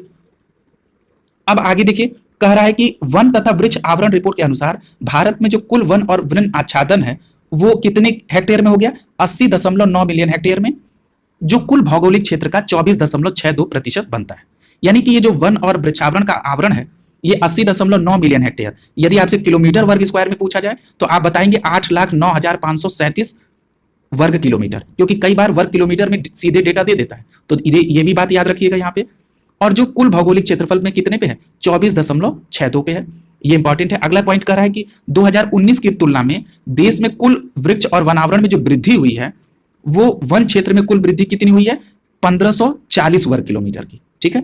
यानी कह रहा है कि जो अब वृद्धि कर रहा है, यानी वन क्षेत्र में जो वृद्धि हुई है वो 1540 वर्ग किलोमीटर की है। अब यही एक पॉइंट और इंक्लूड करिए, जो प्रतिशत के आधार पर 0.22% की वृद्धि है। याद रखिएगा, जब हम लोग एडिटोरिया के प्रश्न को कर रहे थे तो हम लोगों ने इस पॉइंट को वहां शामिल किया था। कई बार पूछ देता है कि जो वन आवरण में वृद्धि हुई वो प्रतिशत के लिहाज से कितनी हुई, तो आपका जवाब होगा 0.22%। यदि पूछेगा वन आवरण में कितने वर्ग किलोमीटर की वृद्धि हुई, तो आपका जवाब होगा 1540 वर्ग किलोमीटर। वहीं वृक्ष के आवरण की बात कर रहा है, तो वृक्ष के आवरण में भी एक डेटा इंक्लूड करिए कि जो वृक्ष का आवरण है वो टोटल है 95,748 किलोमीटर स्क्वायर में, ठीक है। और जो प्रतिशत के आधार पर कितना है 2.91, और अगर इसमें वृक्षावरण में वृद्धि देखें तो 721 वर्ग किलोमीटर की हुई है और प्रतिशत के आधार पर कितना है 0.76। अब जरा इसको मैं एक बार और कर दूं ताकि यहां से प्रश्न बनता है, अगर यहां पे नहीं दिया है तो आप लोग अतिरिक्त एक पेज पर नोट डाउन जरूर कर लीजिएगा, परीक्षा के दृष्टिकोण से बहुत इंपॉर्टेंट है। इस पॉइंट को मैं फिर से रिवाइज कर रहा हूं। देखिए, भारत में जो वन आवरण है अगर वो पूछेगा कितने किलोमीटर स्क्वायर पे है तो आपका जवाब होगा 7,13,789 किलोमीटर स्क्वायर। मैं फिर रिपीट कर रहा हूं, 7,13,789 वर्ग किलोमीटर में, ठीक है। 89 का मतलब 89, ठीक है। कितने में वन आवरण है 7,13,789, इंग्लिश में बोल दे रहा हूं 7,13,789, ठीक है। ये उसका है, एक अगर क्रम में बोलूं तो 7,13,789 किलोमीटर स्क्वायर में, ठीक है। अब क्लियर हो गया होगा ये डेटा। ये जो भारत का वन आवरण जो 7,13,789 किलोमीटर स्क्वायर में है, ये प्रतिशत के आधार पर 21.71% पे है। यदि आपसे ये पूछे कि भारत में वन आवरण कितने प्रतिशत में है तो आपका जवाब होगा 21.71 में। अब इसमें एक बात ये इंक्लूड हुई कि ये जो वन आवरण में वृद्धि हुई पिछले बार की तुलना में 2019 की तुलना में वो कितनी हुई, तो आपका जवाब होगा 1540 किलोमीटर स्क्वायर। अगर ये पूछेगा देखें तो भारत में जो वृक्ष आवरण है वो कितने किलोमीटर में है, तो वो 95,748 किलोमीटर स्क्वायर, यानी उसको अगर इंग्लिश में देख ले तो 95748 किलोमीटर स्क्वायर में है। अगर ये पूछ दे कि प्रतिशत के आधार पर कितने प्रतिशत में वृक्षावरण है तो वृक्षावरण 2.91% पे है। अगर ये पूछा जाए कि वृक्षावरण में वृद्धि कितने वर्ग किलोमीटर की हुई तो आपका जवाब होगा 721 वर्ग किलोमीटर में। और ये पूछे कि ये वृद्धि वृक्षावरण में कितने प्रतिशत के आधार पे तो आपका प्रतिशत हो जाएगा 0.76 प्रतिशत की। ये इसलिए इंपॉर्टेंट है, इसमें ये डेटा नहीं दिया है, ये इंपॉर्टेंट है क्योंकि परीक्षा में इस तरह के प्रश्न पूछे गए हैं, ठीक है, इसलिए इंक्लूड करना आवश्यक है। अगला देखिए कि वन आवरण में सबसे अधिक खुले वन जो है यानी ओपन फॉरेस्ट है उसके में सबसे ज्यादा वृद्धि हुई और उसके बाद बहुत घने वन में वृद्धि देखी गई, यानी इसमें कह रहा है कि जो वन आवरण में वृद्धि देखी गई वो सबसे अधिक खुले वन में और उसके बाद बहुत अधिक घने वनों में ये वृद्धि देखी गई, ठीक है। एक बात और आगे याद रखिएगा, इसमें कह रहा है कि वन क्षेत्र में मामले में वृद्धि के मामले में वन क्षेत्र की वृद्धि के मामले में 5 शीर्ष राज्य कौन है, तो सबसे ज्यादा वन क्षेत्र में वृद्धि आंध्र प्रदेश ने की, तेलंगाना ने की, उड़ीसा ने की, कर्नाटक ने की और झारखंड ने की, ठीक है। ये कौन राज्य हैं जिन्होंने वन क्षेत्र में पिछले बार की तुलना में वृद्धि की, और सबसे ज्यादा वृद्धि कहां पे हुई किलोमीटर स्क्वायर यानी क्षेत्रफल के आधार पर वृद्धि, तो वो आंध्र प्रदेश में हुई, तेलंगाना और उड़ीसा। कम से कम 3 राज्य का नाम याद रखिएगा, ठीक है। इसी प्रकार आगे चलते हैं। कह रहा है कि वन आवरण में वृद्धि बेहतर संरक्षण उपाय के लिए की गई।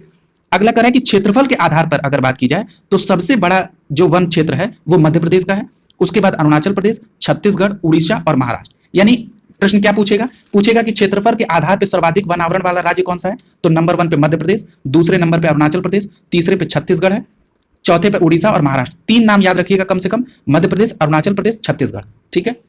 अब यहां पर एक प्रश्न और पूछा जाता है जो इसमें इंक्लूड नहीं है कि क्षेत्रफल के आधार पर सबसे कम वन आवरण वाला राज्य कौन सा है, तो सबसे अधिक तो आपने मध्य प्रदेश, अरुणाचल प्रदेश, छत्तीसगढ़ देख लिया, और सबसे कम वन आवरण वाले क्षेत्रफल के आधार पर तो हरियाणा है, पंजाब है और गोवा है, ठीक है। ये भी इंक्लूड कर लीजिएगा अपने नोट्स में।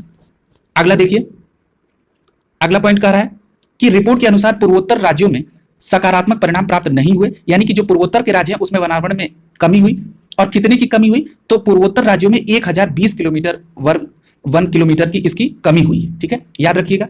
और ये कह रहा है आगे कि सबसे ज्यादा कमी कहां पे हुई, तो ये अरुणाचल प्रदेश में कमी हुई, सबसे ज्यादा जो कमी हुई, उसके बाद मणिपुर, नागालैंड, मिजोरम और मेघालय में। और जो अरुणाचल प्रदेश में कमी हुई वो 257 वर्ग किलोमीटर की कमी हुई। ये इतना नहीं डीप जाएगा, बस ये पूछ सकता है कि अरुणाचल सबसे ज्यादा कमी कहां पे हुई, तो अरुणाचल प्रदेश, मणिपुर, नागालैंड और मिजोरम में, ठीक है, ये बात याद रखिएगा।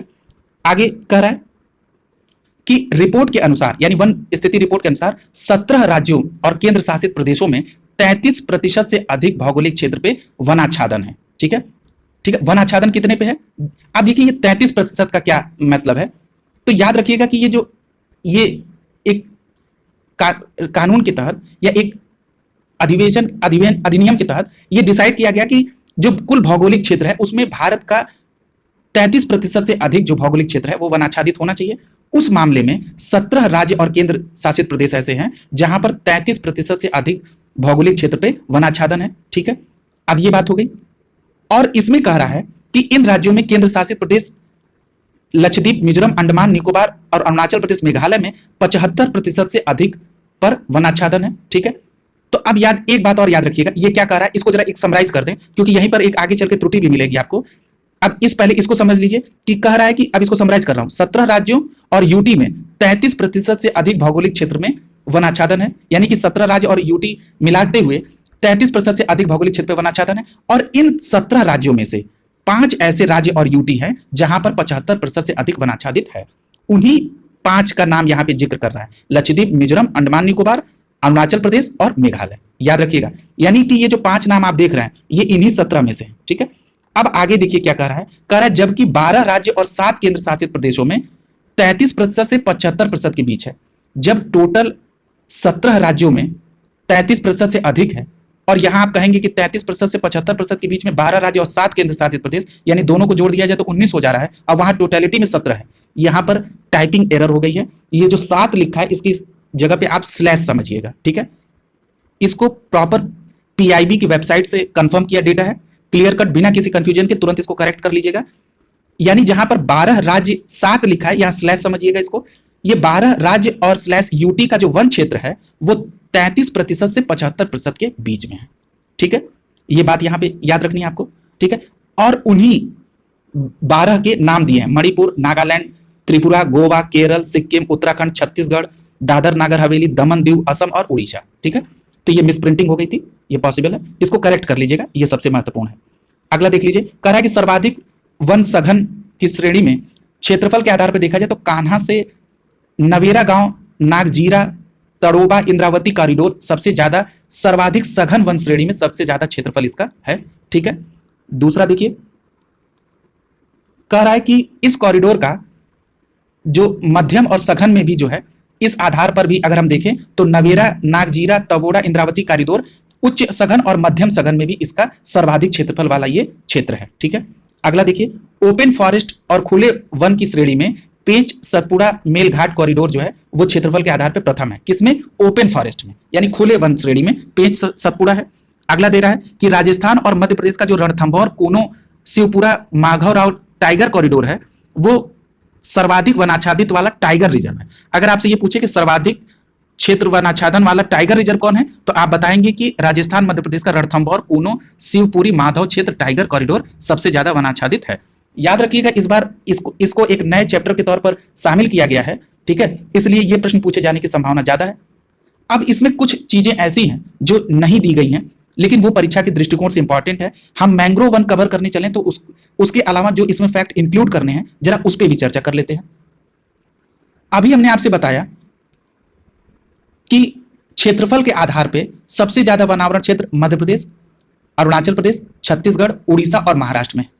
तो प्रश्न यह भी पूछा जा सकता है कि प्रतिशत के आधार पर सर्वाधिक वनाच्छादित वाले राज्य कौन से हैं, तो आपका जवाब होगा नंबर 1 पे मिजोरम, जहां पे 84.53%, दूसरे नंबर पे अरुणाचल प्रदेश जहां 79.33%, तीसरे नंबर पे मेघालय जहां पे 76% है। यानी प्रतिशत के आधार पर सर्वाधिक कौन है? मिजोरम, अरुणाचल प्रदेश और मेघालय, ये राज्यों में सर्वाधिक है।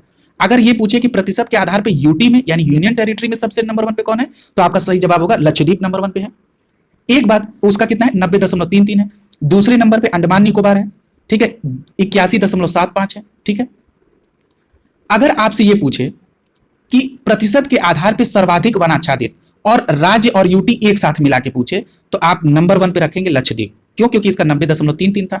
दूसरे नंबर पे मिजोरम हो जाएगा, इसका 84.53 था। तीसरे नंबर पे अंडमान निकोबार हो जाएगा क्योंकि इसका 81.75 था। उसके बाद चौथे नंबर पे अरुणाचल प्रदेश और 5वें नंबर पे मेघालय। यानी इस प्रकार से प्रतिशत के आधार पर भी जो राज्यों का क्रम है वो हम लोगों ने पहले इंडिविजुअल राज्य का देखा, फिर यूटी का देखा और उसके बाद राज्य और यूटी मिला के देख लिया। ठीक है, ये क्लियर हो गया आप लोगों को। अब यहां पर एक चीज और याद रखिएगा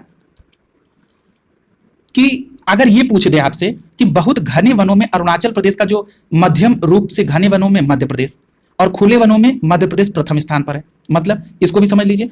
कह रहा है कि अगर ये पूछे कि बहुत घने वन में नंबर 1 पे कौन है, तो अरुणाचल प्रदेश है। अगर ये पूछे कि मध्यम रूप से घने वनों में नंबर 1 पे कौन है, तो मध्य प्रदेश है। और खुले वनों में नंबर 1 पे कौन है, तो मध्य प्रदेश है। यानी मध्यम रूप से घने वन में भी मध्य प्रदेश, खुले वन में भी मध्य प्रदेश नंबर 1, और बस बहुत घने वन पूछे तो अरुणाचल प्रदेश आप लगाएंगे। ठीक है, क्योंकि इस प्रकार के प्रश्न पहले पूछे गए, इसलिए इसको इंक्लूड करना आवश्यक है। अब हम लोग चलेंगे मैंग्रोव वन को कवर करने के लिए। मैंग्रोव वन में भी कुछ डेटा ऐसे हैं जो शामिल नहीं किए गए हैं, उसको भी देखेंगे। उसके पहले एक बात और इंक्लूड कर लीजिए, ये पूछा जा सकता है, क्योंकि टाइगर रिजर्व की चीजों को इंक्लूड किया गया एक नए अध्याय में, तो ये पूछा जा सकता है कि क्षेत्रफल के आधार पर सबसे बड़ा क्षेत्र टाइगर रिजर्व का कौन सा है। तो आपका जवाब होगा नागार्जुन सागर श्रीशैलम टाइगर रिजर्व आंध्र प्रदेश।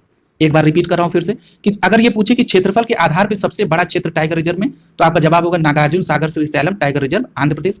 अगर आपसे पूछे कि प्रतिशत के अनुसार सबसे बड़ा वन क्षेत्र कौन है टाइगर रिजर्व में, तो आपका आंसर होगा पक्के टाइगर रिजर्व अरुणाचल प्रदेश में। ठीक है, इसलिए इन दोनों टॉपिक पे भी आपको ध्यान देना होगा। आगे देखिए मैंग्रोव वन के बारे में दिया है। अब मैंग्रोव वन के बारे में दिया है तो ये कह रहा है कि जो मैंग्रोव वन है वो कुल कवर कितना करता है, तो टोटल अगर मैंग्रोव वन देखा जाए तो 4992 वर्ग किलोमीटर पर ये मैंग्रोव वन है। अब यहां पर एक पॉइंट नहीं दिया है जो परीक्षा में पूछा जाता है, कह रहा ये क्या है वो शामिल कर लीजिए कि जो देश के कुल भौगोलिक क्षेत्रफल का कितना है, तो 0.15% है। यानी अगर मैं इसको फिर से एक लाइन में बोल दूं तो कह रहा है कि देश के कुल भौगोलिक क्षेत्रफल में जो मैंग्रोव वन है वो 4992 किलोमीटर स्क्वायर में है, जो क्षेत्रफल के आधार पर, जो प्रतिशत के आधार पर कुल भौगोलिक क्षेत्रफल का 0.15% होता है। ठीक है, अब अगला देखिए, कह रहा है कि 2019 की तुलना में देश में जो मैंग्रोव वन की जो वृद्धि हुई है वो 17 वर्ग किलोमीटर की हुई है। ये इंपॉर्टेंट फैक्ट है, ये पूछा जाता है प्रश्न। अब एक बात और यहां पे पूछी जाती है, उसको भी आप लोग इंक्लूड कर लीजिए, इसमें नहीं है, कि कुल मैंग्रोव वन क्षेत्रफल के आधार पर टॉप 3 राज्य कौन से हैं। यानी कि कुल मैंग्रोव वन क्षेत्रफल के आधार पर नंबर 1 पे कौन है, पश्चिम बंगाल, दूसरे नंबर पे गुजरात है और तीसरे नंबर पे अंडमान निकोबार है। ये भी इंक्लूड कर लीजिए। अगला दे रहा है कि जो मैंग्रोव वन में वृद्धि हुई 17 वर्ग किलोमीटर की, उसमें सबसे ज्यादा वृद्धि किसने की, उड़ीसा ने, उसके बाद महाराष्ट्र ने और यहां कर्नाटक तीसरे नंबर पे। ठीक है, ये क्लियर हो गया। और एक बात और याद रखिएगा कि रिपोर्ट के अनुसार देश के जंगल में कुल कार्बन स्टॉक जो है वो कितना है, वो 7204 मिलियन टन होने का अनुमान है, जो 2019 की तुलना में 79.4 मिलियन टन की वृद्धि हुई है। ठीक है, ये भी इंपॉर्टेंट फैक्ट दिया है। ठीक है, तो कुल कार्बन स्टॉक कितना है जंगलों में, 7204 मिलियन टन, जो 2019 की तुलना में 79.4 मिलियन टन की वृद्धि हुई है। ठीक है, और अगर कार्बन स्टॉक की जो वार्षिक वृद्धि देखें तो वो 39.7 मिलियन टन हुई है। ये भी बात इंपॉर्टेंट है। नीचे एक चार्ट दिया हुआ है, इसको देख लीजिए। इस चार्ट में कह रहा है कि वनों के प्रकार है और कह रहा है कि उनका क्षेत्रफल कितना है और वनाच्छादित। इसमें मैं मुख्य बात पे ध्यान दिलाऊंगा आपका कि पहला दिया है कि अति घने वन, तो ये कह रहा है कि देश के कुल भौगोलिक क्षेत्रफल में प्रतिशत के आधार पर कितने हैं, जो दूसरे कॉलम में दिया 3.04। ठीक है, वही मध्यम घने वन कितने हैं, 9.33, खुले वन कितने हैं, 9.34, कुल वनाच्छादित कितने हैं, कुल वनाच्छादित अभी हम लोगों ने देखा था कितने हैं, 21.71, झाड़ियां कितनी है 1.42, गैर वन क्षेत्र कितने हैं 76.87, और कह रहा है कि कुल भौगोलिक क्षेत्र ये 100। ठीक है, यानी कि अब आपको ये क्लियर हो गया। और इधर जो क्षेत्रफल पहले भाग में जो क्षेत्रफल वर्ग किलोमीटर में है और तीसरे में जो देश का जो वनाच्छादित क्षेत्रफल प्रतिशत में है, इसको देख लीजिएगा। इसमें बाकी कुछ एक्सप्लेन करने के लिए नहीं, ये चार्ट है, इसको बीच वाला जो पार्ट है, जो सेकंड पार्ट है इसमें कॉलम है, वो काफी इंपॉर्टेंट था, इसको मैंने देख लिया। इस चार्ट को आप लोग एक बार देख लीजिएगा, फैक्ट ज्यादा है इसमें। ठीक है, इतना जितना इंपॉर्टेंट था इसको मैंने इस चार्ट को कवर कर दिया है। इस प्रकार हम लोगों की वन रिपोर्ट भी खत्म हो गई और ये पहला पार्ट यहीं पे आज कंप्लीट किया जा रहा है। इसको 2 पार्ट में करना आवश्यक था, क्योंकि लगातार आप उतनी ऊर्जा से बने भी नहीं रहेंगे। ठीक है, तो इसलिए जितना करिए उतना मुकम्मल करिए, कम पढ़िए, अच्छा पढ़िए, और कम नहीं पढ़ा जा रहा है, जो नहीं है उसको भी इंक्लूड किया जा रहा है। इसीलिए समय लगा तो उसको आप लोग इग्नोर करिएगा, क्योंकि अच्छी चीज को करने के लिए थोड़ा सा पेशेंस रखना पड़ता है। आप लोगों ने लगातार डिमांड की, ऑनलाइन स्टडी ग्रुप पर विश्वास जताया। मैं ऑनलाइन स्टडी ग्रुप की तरफ से आपको ये विश्वास दिलाता हूं कि आपकी प्रगति और आपकी सफलता के लिए ऑनलाइन स्टडी ग्रुप जो भी प्रयत्न करने होंगे वो करेगा, नियत करेगा, और आपकी डिमांड को फुलफिल किया जाएगा। आपको मैं बता दूं कि जब चैनल ने पहला ये पार्ट वन लाइनर का दिया था, उसी समय कुछ ऑनलाइन स्टडी ग्रुप के परिवार के कुछ सदस्यों ने यह अनुरोध किया था कि उनका उत्तराखंड पीसीएस का एग्जाम है और उनको लगातार अगर सीरीज उपलब्ध करा दी जाए अंतर्राष्ट्रीय और आर्थिकी तक की, तो उनका लाभ हो जाएगा। उनकी बात को ध्यान रखते हुए तत्काल उसी दिन ये दोनों सीरीज एक शाम को एक अगले दिन की गई और उनको लाभ भी मिला। ठीक है, तो इस प्रकार मेरे कहने का मतलब यह है कि आप अपने नजर में यह मत रखिएगा कि आपने एक चैनल को सब्सक्राइब किया है। मैं कह रहा हूं कि आप ऑनलाइन स्टडी ग्रुप के परिवार के मेंबर हैं, और यदि आपको किसी चीज की आवश्यकता होगी, जब आप ये कह रहे थे कि सर थोड़ा और जल्दी कर दीजिए, थोड़ा जल्दी, उससे ज्यादा चिंता मुझे हो रही थी कि कितनी जल्दी इस वीडियो एक्सप्लेनेशन को आप लोगों के बीच ला दिया जाए। आप लोगों की भी ये नैतिक जिम्मेदारी है कि इसको अपने दोस्तों के बीच शेयर करें। जितने लोगों ने चैनल को सब्सक्राइब नहीं किया है वो लोग सब्सक्राइब कर लें, बेल आइकन प्रेस कर लें ताकि नियमित तौर पर उनको नोटिफिकेशन मिल सके। आज का सेशन यहीं पूरा करते हैं, सेकंड पार्ट जल्दी आप लोगों के बीच होगा। आप लोगों का बहुत बहुत